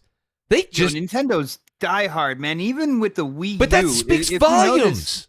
You notice, there was 10 million Wii U's out there, and when a Nintendo first party game came out, it sold 30 million. That's very true. Their player base is rabid, and the thing is, though, they also have. You got to keep in mind also. So everybody goes Sony, Xbox, PlayStation, Xbox. Everybody keeps forgetting that Sony was there 20 years before either one of these guys. You know what I'm saying? They were there like 2 generations, almost 3 generations before them, right? If you really think about it, because it was early 80s and it was already in Japan or whatever else. They were already making stuff. They were already making a name for themselves well before, right? And then you had PlayStation come in. And then, years after that, almost a decade after, about half a decade after that, then you had Xbox show up. Right. So, and on top of all this, so they've got the name, they've got worldwide recognition. You show a picture of Mario anywhere in the world, they'll know who he is. Mario. You know what I'm saying? Nonetheless, I apologize. Fine, Mario. I had to throw that out there, Mag. I know, and I'm Italian too. Jeff Grubb says Fortnite does not have 80% on one platform. I don't think it's one platform, Jeff, but wasn't there Spawn? You may know this. Spawn's really into, right? I think they have 48% on PlayStation right now. 48%. Okay. Court case documents. Yeah, because Epic mentioned that. I was going to say Spawn. I know has the number somewhere. I know that. By the way, Jeff Grubb also said "Taste D's jewels" in the chat. Did he? Thought I'd throw that out. Shout out yeah, to he the did. great Jeff Grubb. Just almost made me piss myself. JD Gamers Becky says PlayStation won't release Horizon after October. Nobody wants to go up against Call of Duty, and they were hoping to get a Halo release date so they don't go directly against them either. A good multiplayer lasts longer. So, yeah, JD, I think you're kind of echoing what we were saying, and we agree with that. I think Halo multiplayer should, and I don't think it should go head-to-head with the greats, right? I don't think it needs to worry. It's certainly, in my opinion, Halo has nothing to worry about Battlefield. I know everybody's all on the Battlefield 2042. That's right. Nothing. Battlefield has been also... Everyone's excited about Battlefield. I don't know what you're talking about. But Spawn, Battlefield's been in a gradual decline. That's because it's been modded, we just wanted to go. I 3 generations old. But the thing is, though, Forte, it's still standing behind that full price paywall.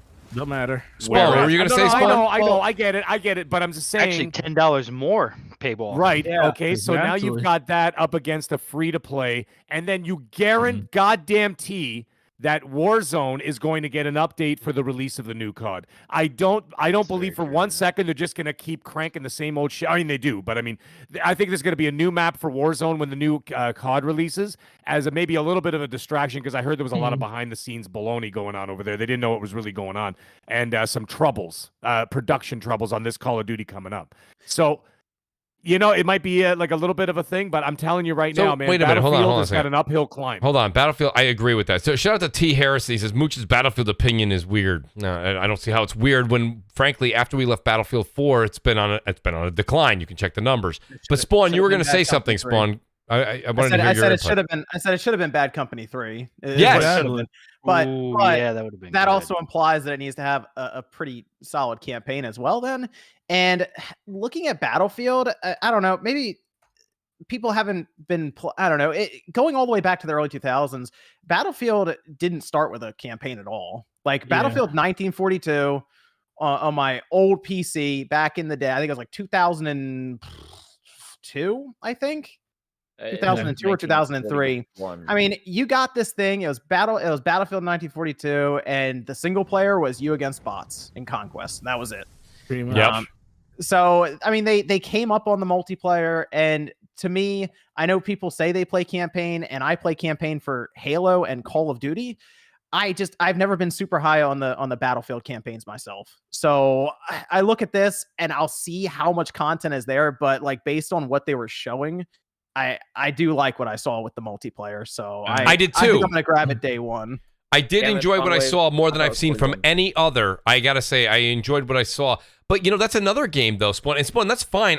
I'm on the same bandwagon that said, when Call of Duty came out with just Blackout years back and they didn't have a campaign, I said the same thing that you just said, except for the fact that, yes, Call of Duty's always had the campaign. I didn't care because when it comes down to it, after the 6 hours of campaign, if you enjoyed the game like I did, you were playing the multiplayer. So regardless, I don't think Battlefield not having a campaign is a negative at all. I thought what was interesting, since it's been so long since the last Battlefield, that and I know they're much more glamorous and much larger maps, but 7 maps, not bringing a revolutionary new mode to the game, and so much time and development going into it. That was my only critique, I think, out of the showing. I wasn't the game itself. The game was quite impressive. Right. So I mean, that's the only thing. But I don't think Halo should be worried about Battlefield. Do you, or do you think that we're divvying up the same crowd between Not at all. Call of Duty, Battlefield, and Halo, and that's why? Oh yeah. People will play what they want, but I mean, I just want to play Battlefield to drop a tank on somebody. That's going to be me. That's my luck. More than likely. More than likely, Can I it'll be throw my a head. twist in this? Go Can I ahead, throw a man. twist in this this situation.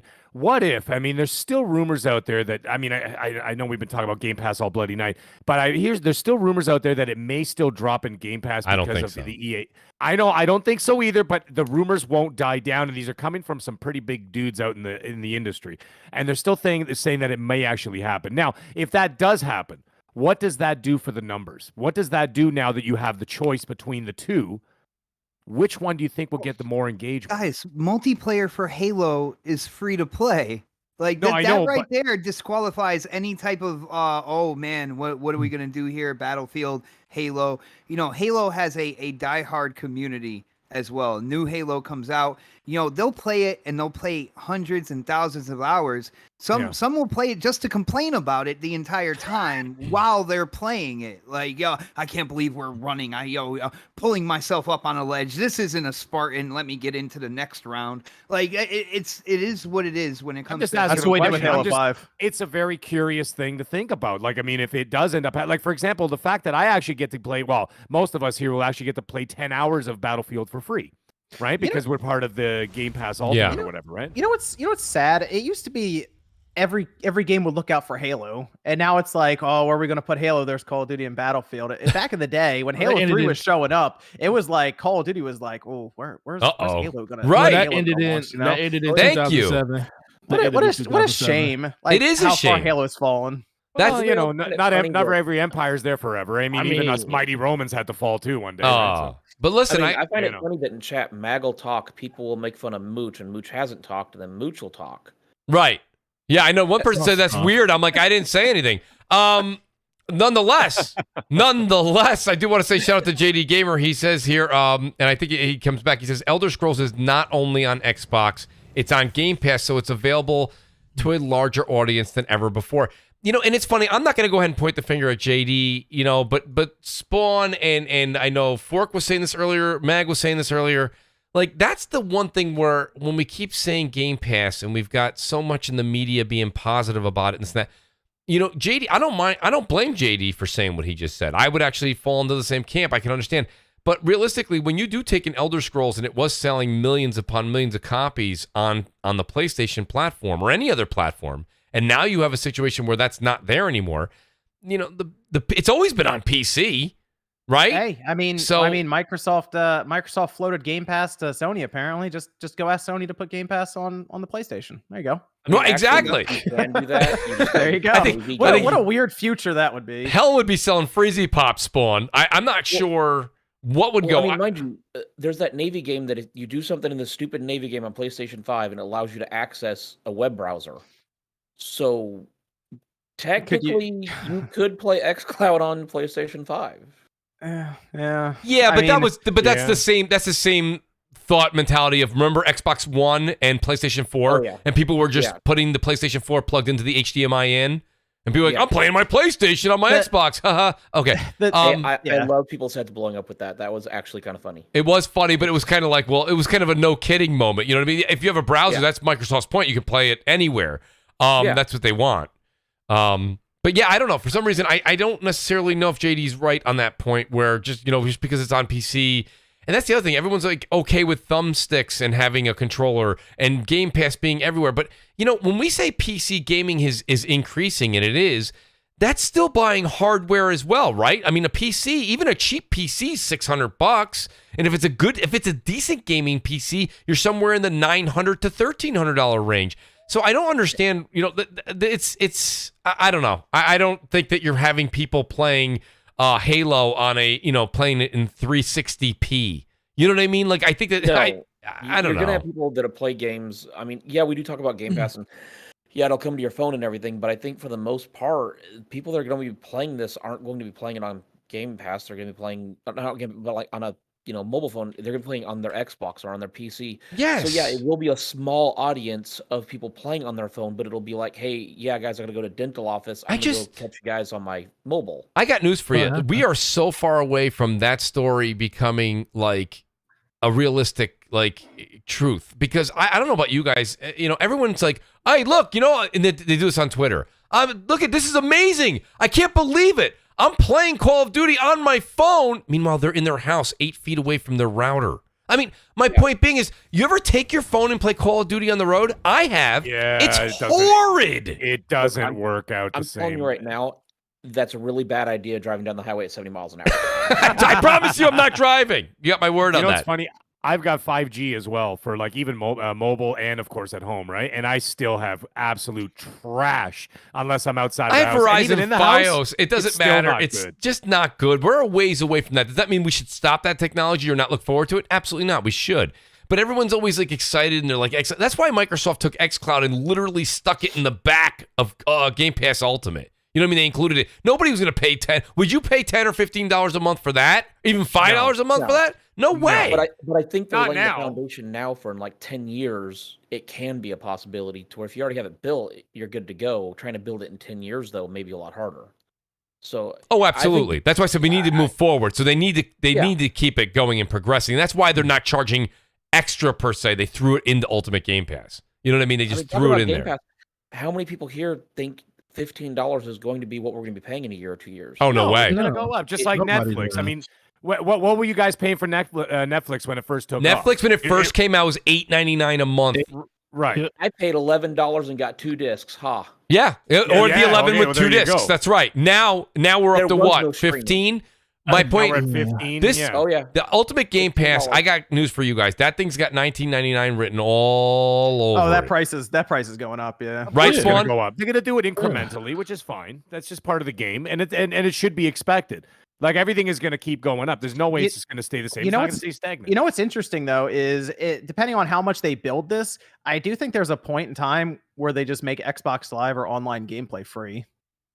Oh, that was I've supposed been saying to, that for a while. That was supposed to happen, and then they did that whole big bungle in January. Well, that's the thing, Spawn. And shout out to Jeff Grubb, who's listening to the show right now. I mean, Jeff reported that he still firmly believes that too. But the only the wrench you throw into that gear that's not working out here is when they skyrocketed the price. It's completely the opposite of that thought process. Yeah, I'd like to know what happened there, because that was a tone-deaf decision. Weird. That was a so very strange. I think that was a cross communication. I don't think someone said, "Hey, we should increase the price." They said no, and he didn't hear that. And but Mag, I don't even think you can use tone deaf and give them that kind of an out. That was clearly, in my personal opinion, and that was an abrupt move to move everybody like myself. If you don't want Ultimate Game Pass, we're telling you that's where you're going to want to be, because ultimately, they were trying to strong arm. Yeah, it was $180 versus $120. At that point, you want to use the word no-brainer. Of course, it's a no-brainer, but that's the thing with Microsoft. I also have to say, no one's talking about this. I bring it up every so often because the chat gets upset. I'm just saying, we got to stop with the whole I want Microsoft to buy everybody. We got to stop that. What's wrong with them dropping Xbox Live Gold price though? Isn't that good? Because that's great. Sony would be like, "Oh, maybe we should drop PlayStation Online price too." Absolutely. Like, we get to a point where it's just free to play online for consoles. Isn't that the future we want? That's what it should be. Well, yeah, competition will do that. I mean, the reason why games with gold came out of initially was because of PlayStation was giving away games. The reason I said what I said a second ago, though, and I maybe I didn't make myself, it wasn't clear. What I'm saying is that I don't like the idea that Microsoft should buy Sega and Microsoft should buy this and Microsoft. Because once Microsoft owns everything, okay, then they dictate the prices, much like what I was just saying with the Xbox Live Gold, right? They're like, well, you know, I mean, 180 sounds like a lot, but if I just jack this price up, well, the 180 don't sound so bad, right? Well, yeah, no kidding. You own both pieces of the pie. So it's like, what I always said is like, I like that Sony owns what they own, Microsoft, like, yeah, they needed Bethesda, they needed the acquisitions for the teams to keep things going, but like, they're like, Microsoft's not nearly done. And people are more excited about them buying. The more they buy and the more they become a monopoly, that's the worst for us. Well, ZeniMax wanted to be purchased in the first place. So like that kind of helped the situation. That's fine. Like, I agree. Not all these companies want to be bought. And if that's the case, then that's the case. So it'll be interesting to see how much Microsoft actually wants to kind of, I guess, throw their weight around when it comes to buying studios. Because I think they still can. Like, people were shocked at $7.5 billion for, Bethesda, but then you see the numbers come out for what Microsoft makes in a quarter, and it's like $16 billion or something. And it's like, oh, well, yeah, they probably had that in the couch somewhere, So it's. I mean, they didn't pay the babysitter that night. Yeah. But I mean, also, you got to consider that kind of money sitting in a bank account depreciating, and they're like, well, I think Jeff Grubb mentioned this on a podcast a little while ago. It's like, it makes more sense to put it into an acquisition rather than let it sit in a bank account and get hit with inflation or something. No, he actually said it on this show a long time ago, and I'll be honest with you, those are wise words, because that's true. If you just take $100,000, using a figurative number here, and you say, I'm going to keep that in my checking account where it's making basically nothing. But then you say, you know what, Spawn, let's take that $100,000. Let's invest in this piece of property. And you might go, Mooch, that's not a great piece of property right now. I'll go, it's not. But forget the spikes that are going on right now in real estate. But I'll say gradually increases 5% a year. That's more than we're making in the checking account. That's what Grubb's saying. They're taking that money, they're investing it, and no matter what, with the microtransactions and the games and the services going up and blah, blah, blah, they're making more than if they just left it in the bank. So this is an absolute no-brainer for Microsoft. Yeah. Anybody knows anything about investment, and especially investing a large amounts of money, the one thing that is always the golden rule is to keep the money moving.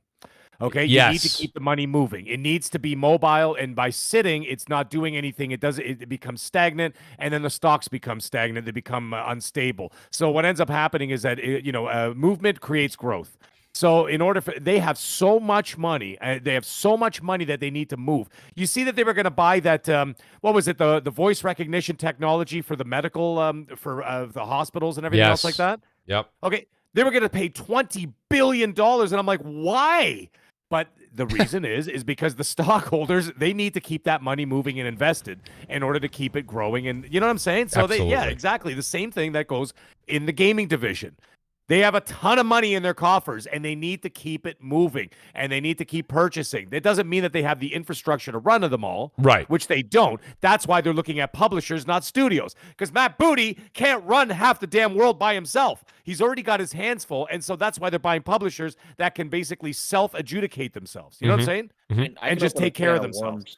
Real quick, and go with Microsoft is buying what they're buying, because if they don't, Amazon and Google are trying to make a streaming service. So if they don't buy these studios, there was that, or Tencent. Yeah, or Tencent. Tencent, I think, is the true. That's the true competitor, because Amazon and Google have basically put their hands in the air. True competitor to everybody. Yeah, exactly. Though. Like, if you let them is like cookie jar, they're going to take the cookies. Yeah. And if you don't like it, it's like, hey, if you don't like this idea of it going to Amazon, who knows what they're going to do, or Google or Tencent, then yeah, Google, Amazon, Microsoft buying them. Yeah, they're buying them because they want those games there. Not we're never seeing a Bethesda game again because Amazon just bought it. Damn it! I mean, that's just how this is. Well, I look at like Tencent as like the Emperor from Star Wars. You know what I mean? He's like the Phantom Menace. He's in the background, and all of a sudden, and you see what they're doing? 18% here, 10% there, 18% in Epic. They stick two dirty little fingers into Ubisoft. They stick another finger over in Activision. And I'm like, what are these guys up to? Michelle Alexandra says, Mooch, don't forget they were going to pay $50 billion for TikTok. That's also very true. I mean, this is unbelievable. JD says, it will take time, maybe this entire generation, but Game Pass and subscription gaming will become a de facto standard, just like buying digital games last gen. JD, again, it's I think everyone on the panel said this. Even Jeff Grubb said this earlier, and he's a huge fan of Game Pass. He said, Nintendo and Sony don't necessarily have to follow a Game Pass subscription-based service. They don't need to do that. Will that happen 2 generations, a full generation from now? You can't speak in absolutes. I'd say I don't know. Yeah. But I don't know necessarily that that's the way that they're thinking right now. Kerry Howard says $30, meaning the thumbstick, equals $300 in internet services. Let's be real. So I don't know where he's Yeah. $30 stick, $300 internet services. I have a stick. Yeah. You don't have any. Who said that? Was that Fork? Oh, come on. You know what's going to I wasn't looking at who said it. I apologize. JD comes back. He says, what happens when Fork, every man. PC, TV, and tablet comes preloaded with the Xbox Game Pass app? Who wins then? How do you determine market share? So let's be honest. So Sony has a market of the TVs. It's not going to be on the Sony TVs. They're definitely going to be on the Samsung TVs. Does that mean they're going to be on the Insignia and the TLCs, and it's going to be on the Vizios? Who knows? We don't know what deals they have cut, JD, and not necessarily every single TV company is going to want to do business with them. I don't know. I mean, what do you guys think? Is that something when you? I mean, it is a viable question. He's saying as long as I can play Game Pass on my Samsung fridge, I'm gonna be happy. That's all that matters. That's the right attitude for it. That is the correct, right? Mooch, I do have to run after this. I gotta go take care of my little ones. Sorry, I didn't want to. I'm holding everybody hostage it's here fine. after Yeah, 9 you're o'clock. holding us hostage. I Mooch. apologize, What the fuck, guys. man? I just wanted to leave on one thing though, as you said that's a very interesting point because not everybody has a Samsung Smart TV. Okay, and not everybody's going to be able to get that. They're going to be able to what they get to afford. So in order to be able to penetrate this market, they're going to have to find different. They're going to have to go the route of Netflix, Amazon Prime, Disney Plus. You know what I'm saying? Hulu, Crave up here, HBO Max, whatever. They're going to have to find a way to do that. And they're going to have to find a way that's viable for anybody that has any kind of. Because every TV coming out from here on in are all going to be smart TVs. Okay? Unless you're buying a $20 TV that was on the floor of Walmart with 3 boot prints on it. Okay? But every other TV is in some form, a Roku, a smart TV, whatever. They have to be able to penetrate that market and get in there. The problem is competition won't allow them to do so. So they're going to have to find workarounds. I don't have the answer for it. I'm just saying that's what's going to happen. Yeah, shout out to Capone who's in the chat. He says, Mooch, let's not forget, like Dolby Vision, for example, is not on Samsung. Exactly. See? That's a problem. And then anything that's being run by Amazon or by Google, they're going to tell Microsoft to go F themselves. Oh yeah. So they're going to have to find other ways around this. So it's not going to. That's my point. It's not going to be on every tablet. You know that. I can tell you right now, Apple and Microsoft, they don't see eye to eye. No. You're not going to have an Xbox Game Pass app to help them out necessarily on an Apple and in the iPad. I know everyone likes that. I know everybody who's in the gaming world. I'm an iPhone guy. My bad. But nonetheless, me and you right? both, Mooch. Boo this We're there man. together. Yeah, I was going to say. I mean, right? With as many companies jumping in the gaming, we're going to see more and more things on TVs, on tablets, because more and more people are trying to get their cut of the pie. So we're going to see that. You're going to buy a Samsung and see Xbox. You're going to buy a Sony and see, hey, PlayStation Now. And that's not a bad thing because as more companies start going that way, that just means you have more access to your games at a cheaper price instead of, oh, we can't play that, little Johnny. I can't get an Xbox Series X. Oh, don't worry about it. It's on the TV. We can do this. So it's pushing that way, and it's fine. Because guess what? Gamers win when that happens. It allows more. You know who doesn't win? People. Digital Foundry, because nobody's went on it. That's not going to be in any kind of piece they're going to want to record on that TV streaming. I got news for you. Oh no! Anybody that has a TV that's ever streamed Netflix or anything else from that app, it doesn't go well. Like it doesn't go well. It does not. It's very slow. I use my app. I'm with Mooch. I have Apple TV because my work pays for my Apple phone, so everything in my house is Apple except for my PC. God bless your work facility, by the way. I just want to say that. We miss you, Steve Jobs, if anyone's listening. Shout out to Select Start Gaming. He says, one day there will be more Game Pass subs than Xbox and PlayStations. Think about the future. We got a lot of... Guys, by the way, while you were all telling me the future, can you guys tell me next week's New York winning lotto numbers? You guys are so good at predicting the future. Can I get 6 digits for next Wednesday's numbers? Yeah, just saying out loud. Just thinking out. Noof Nukem, the great Noof Nukem is here. He says, having all these consoles and amazing games is like overindulging at a buffet and finding out after a fart that the washroom is out of order. Oh, Noof Nukem is not a fan, by the way, in case you guys are not paying attention. He likes his physical media. He's not buying into this future. So shout out to the great Noof Nukem. And, you know, I'm okay with that. Everybody has what they like, and that's awesome. We'll probably still have, you know, discs forever, and that's fine. Well, you know, it's funny you say that, but let's be honest. I can honestly say, could you guys agree with this for a moment? I would say, since we're in the method of predicting things right now, I would say that the next Xbox, okay, not the mid-gen refreshes, I'm talking about the next generation Xbox, next generation PlayStation. I don't think we're going to have a disc drive. You might go, well, Mooch, that doesn't make any sense. They're releasing everything this generation on disc. How would we do it? You remember when laptops were stepping away from having a disc drive. They sold, for many years, you can still buy it, a side, I think it hooked into your USB, and then you would just have an outside disc tray, right? On the outside. I mean, this is the last gen. Right? Like a CD. Spawn, you agree? Yeah, this is the last generation for discs, I think. I really do. I Well, truly it's just like do. Apple with the headphone jack, remember? Hashtag courage. Absolutely. Everybody was just like, how dare they do this? I And know. then now it's not even a problem. It's You know, not. It's that initial thought of it is like, how dare they do this? And then all of a sudden you're like, oh yeah, never mind. I don't even care. Spawnwave, you do media and whatnot, and I mean, you probably know this number way better than I do, but because of COVID and whatnot, didn't digital go up like 70 or 80% because nobody could get discs? Yeah, digital overtook physical very easily. EA said it was like 65-35 or something like that. Digital over physical. With that happening, how many people are like, hey, I like this better. I don't have to go stand in line. And so, I mean, yeah, I would like to think we're going to have a disc drive forever. But like Mooch said, you know, eventually it went away. And I'm old enough to remember the Sega CD that you had to buy. That's right. There's too much money also, and they make so much more money just digital. So the publishers you don't have want to pay shipping. You don't have to pay for a disc. You don't have to pay for it's 70 versus like 6 or 55. So if Ubisoft shared it in one of their charts, it was like 70% is what they make of like the overall sale price if it's digital, because they pay the 30% to the platform holder, which may even go down based on what's happening with Epic and maybe Microsoft and Sony as well lower theirs. But basically it's like we get 70 if we go all digital, but it's 55 if we also have to package and ship the goods out and deal with all those logistics. So 15% is a lot when you're dealing with millions of copies of a game. Yes. So if we go that route, do we see, sorry, Gaming Forte, but do we see more brick and mortar stores no longer there?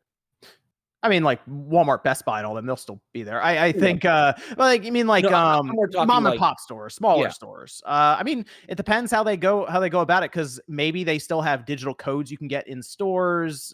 It's going to depend on how it goes, but yeah, I mean, they'll have to figure out ways of maybe going the collectible route. They go retro games, right? It'll be weird. Well, that's a good question. I mean, Forte, what are you hearing? What's your ear to the ground from the GameStop? Well, GameStop's well aware of what's coming down the future. How's GameStop preparing for an all digital next generation? Oh man, they still shuffling their CEO position. Who knows? It's true. It's true. Figure that out first. But I mean, I think, you know, they got plans in place. I mean, I don't think the company, you know, speaking for myself, I don't think the company's going to be the same that it is right now in 10 years. I think the footprint might be a lot smaller. I think you might see more of they might turn locations into more destinations and stuff like that, like more hub areas, especially since they want to go more into the e-commerce side of it. So I can see, instead of there being 4, 5, 6 GameStops in your local area, you might just have one hub, one that covers, you know, 2 whole cities, and that store will be open for people to come in and shop at, but it will also be heavily distributed when it comes to shipping stuff. I could kind of see them going that route, because that's what they already kind of have stores that do that, where it's pretty much just all shipping, and they just have associates that actually just ship from that store all day, every day. And we're starting to kind of see that in LA a little bit. Yeah, I think that's the direction they're going to go in, especially with the Ryan Cohan, basically taking over the board of directors and everything, bringing people in from Chewy and stuff like that, knowing that that's pretty much the thought process of how he built Chewy and everything and how they want to go with GameStop. But who really knows, honestly, at this point? It's more of a wait and see approach, but I do agree with everybody where they're saying that for the most part, we could be looking at the last generation where there's a disc-based solution for these consoles and stuff. But I do think they're going to try to find a way to diversify the company as much as they can and be relevant. It's just probably not going to be in the same way that it is now. No, and I'll tell you something. I say bravo to GameStop because a lot of people wrote off GameStop a long time ago. And I think GameStop had a real nice resurgence this generation. I don't see any signs of it slowing down. I think they'll get a new way to kind of rebirth themselves into the next generation. I don't know what they'll do. I think it's a conglomerate of what Fork said, Spawn, and what you just said yourself, Forte. So I was standing to hear that point of view. Rogue Inquisitor says it's 2021, and I've gone back to Unreal Tournament 2004 for one day. All of a sudden, I feel like I'm playing something amazing all over again. There's just something modern shooters lack somehow. So shout out to Rogue Inquisitor enjoying an older game. Bros, am I saying it right? Brosy Brosum, he says, is this a Game Pass podcast? Oh, here we go again. Why does every podcast get to bring up Game Pass but me? Spawn, if I could please ask, you have a very, very popular podcast. Does the word Game Pass come up on your podcast? Yeah. Oh, yeah. Is it often? People think we're sponsored by Game Pass. Yeah. Well, I mean, it's part of the industry now, right? It's people always say, they're like, Mooch, you talk about Game Pass. I'm like, I listen to so many podcasts. I listen to all podcasts. Everyone's talking about Game Pass. Well, the platforms are PlayStation, Switch, and Game Pass. Thank you. Yeah, Xbox is not Microsoft's primary platform. No, Brosum, I heard you heard that wasn't me saying it. Spawn said that. That's not me. And he said it. I agree with him. I mean, realistically, that's their platform now. Xbox is Game Pass. Game Pass is Xbox. It is what it is. So shout out to Brosy. He's right, because it's PC and Xbox. It's Microsoft. It's Game Pass. It's right where they're going. I mean, people are like, stop talking about Game Pass. Okay, we'll stop talking about PC and Xbox, and we'll just focus on Nintendo and PlayStation. Absolutely. Thank you. Again, what a great defense team I have behind me. And Brosy, by the way, no offense to you at all, but it is what it is. We just discussed it. We can't not discuss it. Shout out to Chris Jones, C-Unit on Twitter. He says, it's your buddy C-Unit. He says, daughter and I are here. It's great. Absolutely, Chris. Thank you. And I appreciate the super chat. Thanks for listening live. It really means a lot to me. Resting Craig Face, which I'll never get bored of saying that. I think Microsoft will get rid of Xbox Gold when they figure out what they can replace it with in Game Pass Ultimate. Probably why they tried to get Discord for $10 billion. I like where you're going with that, Resting, because I got to be honest with you, they're not going to just give up $3.5 billion a year in Xbox Live Gold. They're going to find out where they can move that money. And we were just talking about that. We're not going to rehash that whole segment again, but moving the money is the way to go. They're going to move where that $3.5 million sits and then make it somewhere else. So that's a really good point there. And shout out to the great Lady Foxfire. She says, loving the podcast, opinions, and guests. After this E3, I'm ready for next gen. Miss you guys. See you on Halo. You will see all of us on Halo, Lady Foxfire, and I truly appreciate that super chat.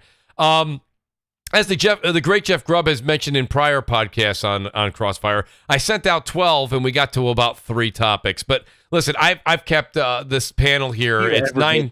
We never get through them all. We don't. But listen, as a good podcaster host, you have to be prepared. You need topics. It's important. Actually, I think 3 is like the top for you, to be honest. I don't usually get past 3. Well, listen, you know what we do here is we talk. We get into it, and that's what I love about it. There's a lot of not everybody agrees, and that's what I love about the show.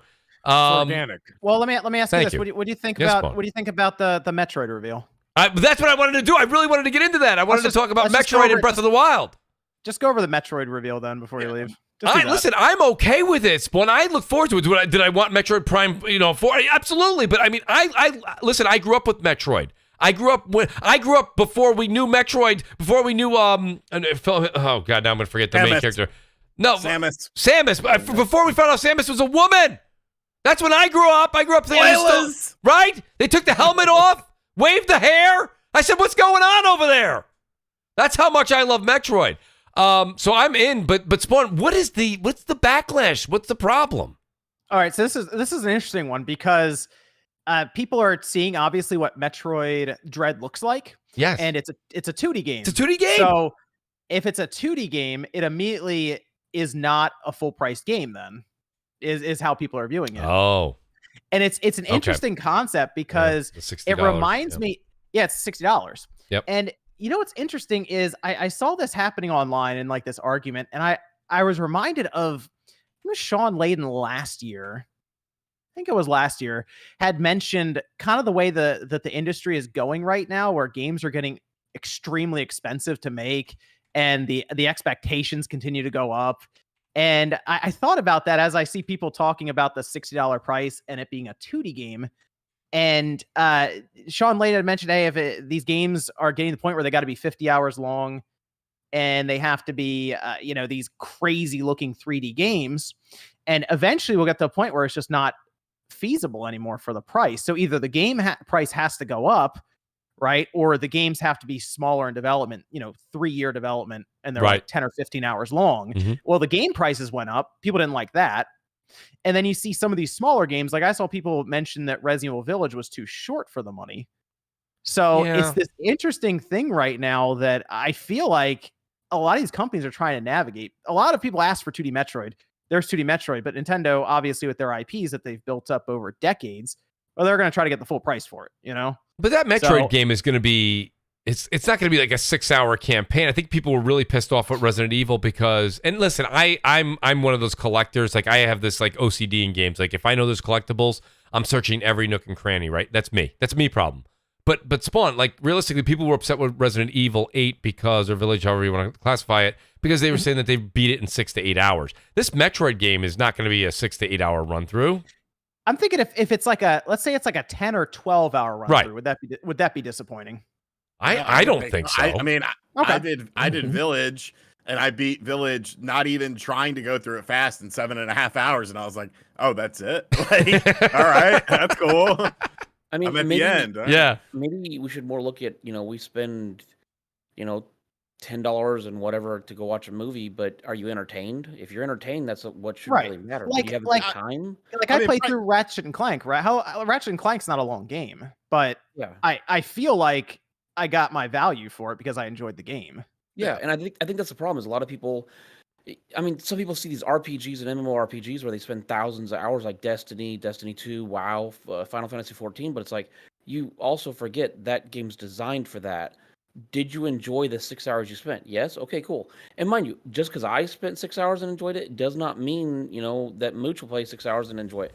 It comes down to what did you enjoy, and that's all that should matter. Well, this entire I like your movie, but I like your movie analogy, and we've used it, and it does work in this case.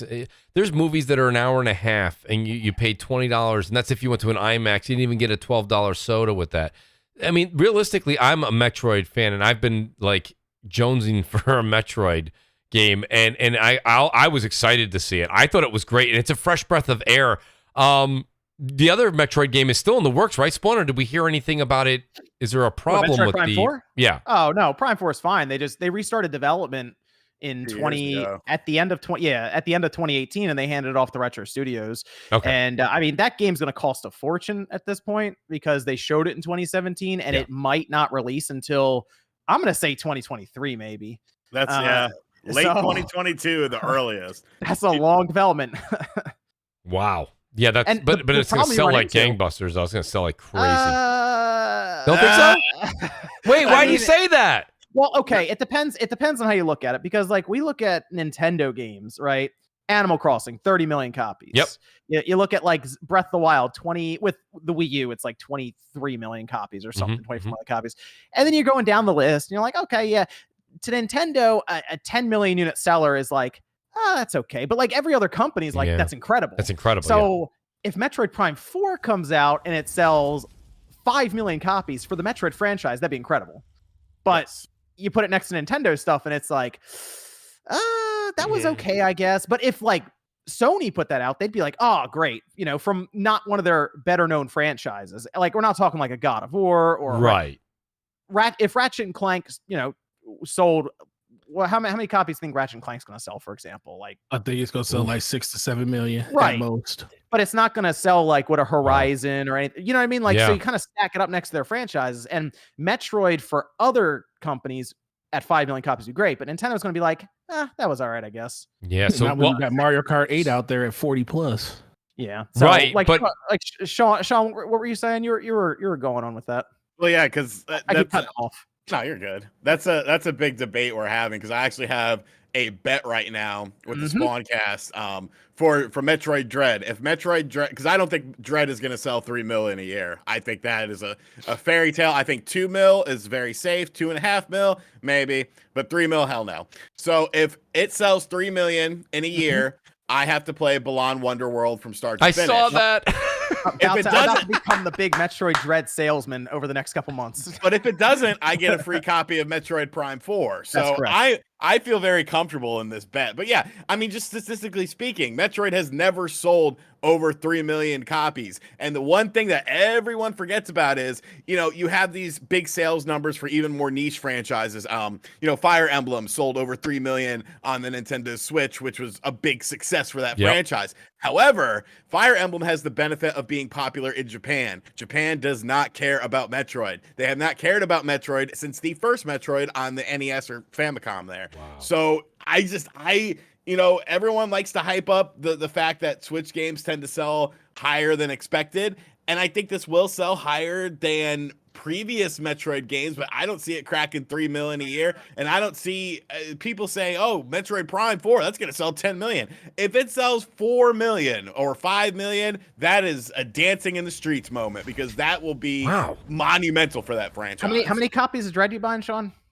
I'm buying 2 because I got the collector's edition, and then I'll buy the game digitally so I can play it at midnight when it comes out. Okay, just check. What's the release date on Dread? October 8th? Yeah, 8th of October. God, October's stacked. Well, yeah. So, Worry, can I get Worry word? I see you're muted. I don't know if he's still here. The reason I wanted to call him Worry is like, I just grew up playing Metroid. Like, and I'm sorry, but Metroid is, man, it's iconic. To hear you guys, I never ever looked into it. Shame on me. Maybe it's because the podcast and just everything I've focused on over the years has always been with the Xbox and PlayStation stuff. But like, I hear Metroid and I hear success. To hear you guys say that, I didn't even know. And Sean, I didn't know that. After the first Metroid, Japan really kind of just let loose, said that's not my IP. That's not my Metroid. I don't care. That because that does parlay into a lot of the sales for the Switch is what happens over in Japan. So that is really, really something. I got to tell you, I thought it was a fresh breath of air. I actually thought that the debacle would be in here. Worry, you're back now. When you think of Metroid, I mean, you saw the Dread footage. Was that something that you were planning to pick up or something? I just love that franchise. I don't care what they do. I just buy it. I'll definitely pick it up, but I'm more excited about Metroid Prime 4. They're becoming like Valve with Half-Life 3 now with this Metroid Prime 4. So yeah, maybe we'll see that in 2025. But you know, I'm definitely going to pick up the 2.5D Metroid game. I listen. I don't know. Again, I what do people always say? What is the value to the Switch, right? So to have a 2D scroller Metroid on a Switch that's a handheld portable, it's kind of just like peanut butter and jelly, isn't it? Just kind of goes together. I don't know. I think it's. I think it's one Switch. I saw it, and I mean, I like you, Mooch. I grew up playing Metroid, so I was like, I think I need to get another Switch because that actually looks kind of cool. Yeah. So I mean, to me, I mean, Ratchet and Clank, I'm looking at getting a PlayStation 5 just so I can play Ratchet and Clank. If a system makes you want to buy their system from one game, then mission accomplished. Yeah, that's the point of exclusives. Thank you, Sean. Thank you. People may hate it, but guess what? Exclusives sell consoles, and people may not like that idea, but it's like, well, yeah, that's where they want you. So I mean, I don't know. I think when it comes down to it, and you know, I have 2 Switches. I have a docked Switch that was day one I got, and then I got a Lite. And I'll tell you, I myself personally, the kids use the Lite. I use the docked one all the time. I just listen. What am I going to say? I sit on the couch, I play. But nonetheless, you can pop it out, play whenever you want. I want to kind of get to the Breath of the Wild, and I know you wanted to talk about just about Dread Spawn, but we saw. I mean, that we didn't see a lot. Okay, we didn't see a lot at all. And this game is what we're talking holiday of 2022. Am I right? Probably. We think, right? We think.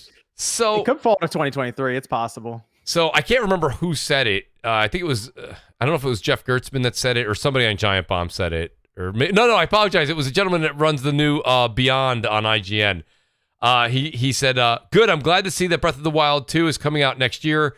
Shamefully, it gives me enough time to play through the original Breath of the Wild, which I haven't completed yet. And by the way, I retweeted that and liked it and was like, me too. I have not played through the original Breath of the Wild, and shame on me. I'll take full responsibility for that. But I will make it a mission of mine to get through that before the second one. I've always loved Zelda games, but for some reason, I will say, guys, and I know that Spawn and Sean may really like throw tomatoes at me from across the internet, but I didn't necessarily fall in love with Breath of the Wild like everybody else did. Just the world felt very empty, very cold.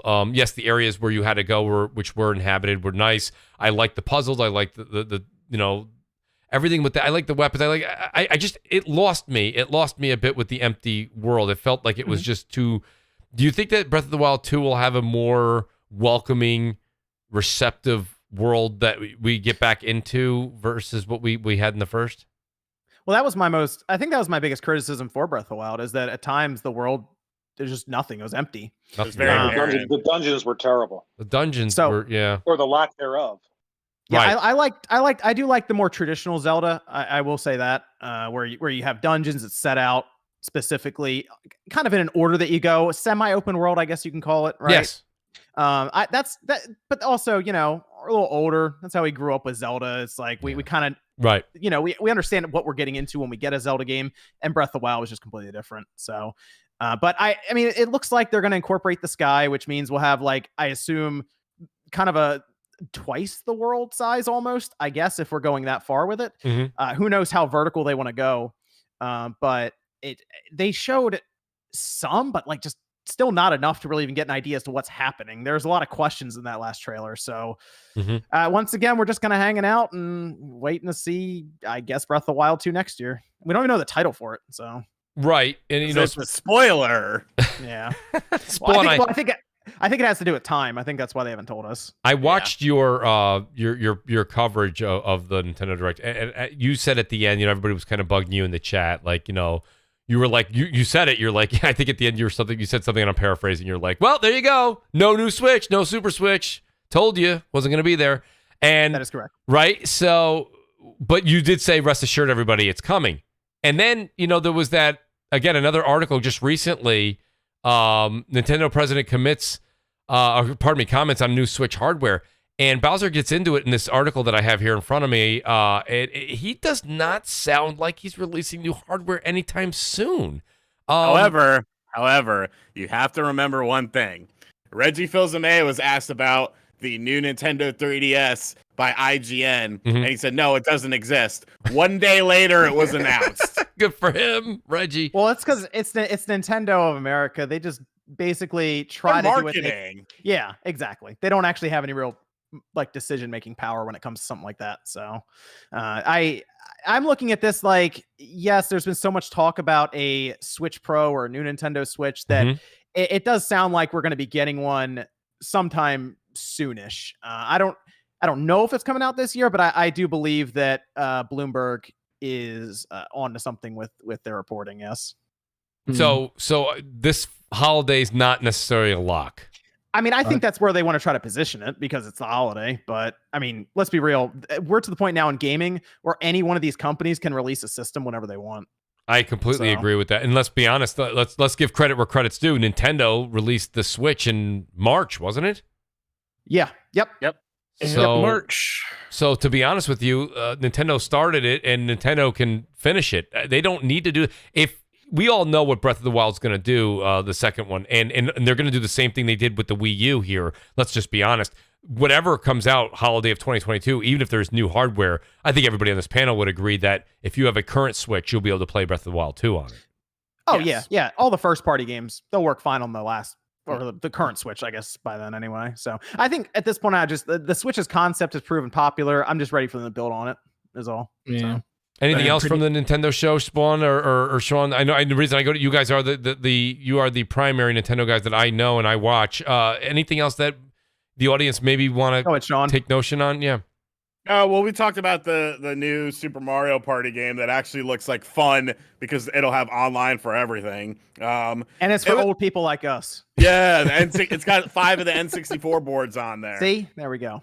So, yeah, I mean, just overall a solid show. You know, there were some good surprises. There's a new WarioWare game. I don't really like the WarioWare games anymore, but that was cool. Advance Wars. Give a little shine to Advance Wars. Advance Wars 1 and 2 from the Game Boy Advance are getting remastered. Nice. With online play for the Switch coming out in December. So, big Advance Wars fan, so I'm looking forward to that. It's for old people like us. Hey, that's why I like the show. I was like, hey, Advance Wars. It was for old people, really. It was. They brought up Super Monkey Ball, and it's like, yeah, that's the GameCube game. Yep, sure. I think I have Sean on Switch. I got to get Spawn. I wouldn't mind joining you guys in that because I think I'm going to join the old crew on that one there. I do. I miss it. I think that, and Sean said this earlier, Spawn. I don't know if you were here, but Nintendo is making strides to make multiplayer a more enjoyable experience on the Switch, and I think that that's going to get only better. I just hope that. I don't know. Do you guys think that it matters? Because this is what I hear from PlayStation and Xbox guys. They said, I would play more Switch games, even third-party games that come to the Switch, if there was a trophy/achievement system. I mean, I wouldn't mind it because it's just an extra thing. Like, I don't really miss it when I play Switch games or any of that. It's nice when I'm playing an Xbox or PlayStation game or even Steam when something pops up, but it's not like a deterrent for me to just be like, well, I guess I'm not going to play that game because it doesn't have achievements, but why not? Like, to me, it's like, throw it on there. Why wouldn't they do that at this point? Is it just something where they go, we don't want that associated with our platform? They used to have something. They had something on Wii U, didn't they, Sean? Yeah, they had some sort of stuff that was integrated into the online stuff, but me personally, I don't care about trophies or achievements, so it means absolutely nothing to me. Even when I play on my PlayStation or my Xbox, I'm like, I don't care. Don't give me a notification. I don't care. I'm simply playing this game. Leave me alone. Yeah, I was trying to remember, but it's the Wii U, so the Wii U, that one. No, and the thing is I was on record for the longest time. Achievements didn't mean much to me because once you get to like 50,722, it's like, Spawn, you won't believe it. I'm at 61,339 now. You'd be like, no shit, Mooch. Really? That's great. Right? Nobody really cares because the numbers get lost in translation. The one thing, as I've transitioned and played a little bit more of the PlayStation games as of recent, the trophies and the platinum, there is something to it. There's a lore there. There's a little bit there that captures you. It really enwraps you. You know what? I got all of these. I need 2 more to get a platinum. I think Microsoft could do that same thing. I'll call it a gem. You get the 1,000 out of 1,000, you get a gem. I'm calling it that. I'm making it up. But that's another, like you say, another belting, notching your belt there, whatever. It's something else that you could say, this is the games that I've accomplished. This is what I finished thoroughly. And I think Nintendo would benefit from that a bit. Do I agree with Sean? Yeah, I do, because I beat games. I don't always beat them to completion 100%. So does it really matter? No, but it's funny how the trophy thing swayed my judgment and versus the achievement world. You know what's weird is that some games for Nintendo have achievements built in. Like Luigi's Mansion actually has like achievements in it. It's very strange that they don't do a universal achievement system. Yeah. I don't know. It's just something, and people have definitely asked Nintendo. For some reason, they just haven't, and I don't know why. I just don't know. But no, and Spawn, thanks for bringing that up. The only reason I was cutting to a close at 20 after 9 was because I do promise you guys I try to get everybody out by 9, and here we are. We're having a post E3, which I should have realized that. I think I was talking to Dark Goldblum before the show, and he said, "Mooch, you think this is going to go over 2?" I said, "It's definitely going to go over 2," but I said I'm going to try and keep it to less than 3. So I apologize. I kept the crew here for quite some time, but the audience is having a lot of fun. And Spawn, you came in a little bit late, so I did want to get your expertise in the Nintendo E3 as well as Sean's. So just trying to entertain people. Absolutely. That's what we do here. This is what we're here for. I'll go in reverse order, but I do want to say thank you to everybody in the panel. As you can see, the panel has slowly diminished because people told me that at 9 o'clock they did have to leave, or 9, and some people at 9 stayed till almost 9:30. So I'll do a plug for those folks there. But I'll go in reverse order, and I'll start with Spawn. Spawn Wave, honestly, I know you have a busy schedule, and you do a daily operation on your channel of news, not to mention the big show that you have tomorrow night. I want to say thanks for being here tonight. Let people know where they can find you like they don't already know. But I appreciate your time, and great to have you on the show as usual. Yep. You find me at Spawn Wave. I'm around every morning talking about random gaming news, so check it out. That's awesome. Shout out to Capone in the chat too. He goes, Mooch, everyone in the chat's actually getting along all day. Great to see that too on CrossFire. Thank you. Spawn, appreciate that. And then Sean RGT85. Shawnee, outstanding to have you back on the channel, man. Not only do we get along on video games, but it just so happens we get along on every damn sports team. I follow you for Nintendo, Knicks coverage, okay? Mets, I love it. This man is everything that I am. Sean, and the only request I really have is for you to bring back the smoking section into your content, because I thought it was fantastic. Sean, let people know where they can find you, buddy, and thanks for being here tonight. Thank you for having me. As always, you can find me on RGT85 on Twitter, YouTube, Facebook. I'm all over the place, Instagram. And yeah, I make videos talking about video games, mostly Nintendo stuff. I do try to branch out, but I mean, you got to give the people what they want, and a lot of people come to me for Nintendo stuff. So hey, who am I to disagree? Absolutely, Sean. I appreciate it, buddy. Absolutely appreciate it. And then I got my buddy here, Worry Ward, and it's outstanding that you could pop by. You also work an insane schedule. I wasn't even thinking you'd be able to make it tonight, but I do appreciate you coming on. We're actually going to try and get Worry to be on even more often in the future. We are working on that diligently. But Worry, let people know where they can find you, and we want you to get a Twitter, by the way. Everybody misses you on Twitter. Well, I'm at Worry Ward Gaming. It's a new channel. I'm working the kinks out, having fun. It's not really, Xbox centric or PlayStation centric. It's just gaming and what I'm thinking about at any moment. And I also want to know, this is very important, we have to know how Jeff Grubb's toilet came out and if everything came out okay. You get that? We will. I will give an update on the channel, I promise. I appreciate that, Worry. Thanks for having me. I appreciate you. Always, buddy. Great to have you here, Worry. And the great gaming Forte, who keeps his ear to the ground for you guys. Forte, I know you did Rand's podcast before. You've been all over the place. You're always all over the place. The great gaming Forte, outstanding DPS last night as well with the great Jeff Grubb, who stopped by as well as Rand. Let people know they can find you, and thank you for being here on this busy Friday. Oh yeah, man. Today, this week, man. Yeah, this E3, man. This is the week of all weeks right here. Certainly but no, man, it was a great show. Maybe next time Mooch won't leave me in the waiting room for 20 minutes. I didn't see. I apologize. It's okay. But no, it's a great show. And Gaming Forte everywhere, YouTube, Twitter, Xbox Live, PlayStation, DPS podcast every Thursday night, 9 p.m. Alternated with my homeboy, Slumbo Backslap. He'll be on his channel next week. And Brat Podcast, Wednesday nights, 9 p.m. Guys, have a great week. E3's over, but it doesn't mean you need to stop playing games. So have fun. Oh, I like that slogan. Put that on a bumper sticker. I'll buy it. I love it, Forte. Shout out to Eric B. He says, great show, Mooch. More tame. The Crossfires welcome from time to time. Yes, we try to get one or two in there. Stick them in. Rob Son, thank you so much for the compliment as well. Just a couple of quick plugs here. The great Xbot 448 had to leave like he does usually at 9 o'clock, but it's great to have Xbot here. Check out Xbot 448 on YouTube and on Twitter. The great Brap, who had to take care of some family stuff. He had to leave a little after 9. Check out Brap. That's Wednesday nights, 9 p.m. Eastern Time. Basement Radio Arcade Podcast. Forkboy Gaming. We lost Forkboy at some point, but shout out to Forkboy Gaming and Gaming Beyond the Box crew. He was here. Leo was here. Wilmy was here. Lady AF was here. I saw a bunch of people from the crew here tonight. Shout out to Forkboy Gaming, who's been a huge supporter of Mooch and the channel for so long. Very dear friend. Very good man. Go give him a follow. It's at Forkboy_Gaming on Twitter. The great Jeff Grubb, who was here for the first. He said he was only giving us 28 minutes. He stayed for 40. I don't know if he realizes it. But Jeff, thanks for being here tonight, buddy. A great friend of the show as well. I talk to him offline all the time. Just a wonderful, wonderful person in the business. Go follow Jeff. It's at Jeff Grubb. He does a great podcast also at 4 o'clock. I think it's Mountain Time. Not really sure on Fridays as well. I can't remember if it's Mountain. I know it's 4 o'clock here. Maybe it's 4 o'clock Eastern. Not really sure, but I'll check out. And we will get an update on Jeff's toilet situation. Dark Optimus, who couldn't stay the whole time either. The great Dark Optimus, a.k.a. Dark Goldblum. He's also on the Xbot 448's next podcast Thursday nights at 9. Middle-aged game guy Mag, who is on Noof Nukem's channel, the great Gaming After Dark. He is on, I believe, Tuesday nights. It is at 9 p.m. Eastern Time is when they start. 10 p.m. Eastern Time, pardon me. The great Mag, the Mooch sound-alike. It's fantastic. Mag, great to have you on the show, buddy. If you're listening later, we will plug that channel. Go follow Mag at middleagegamegy on Twitter. That being said, guys, thank you. It's been an exhausting but fantastic E3 week.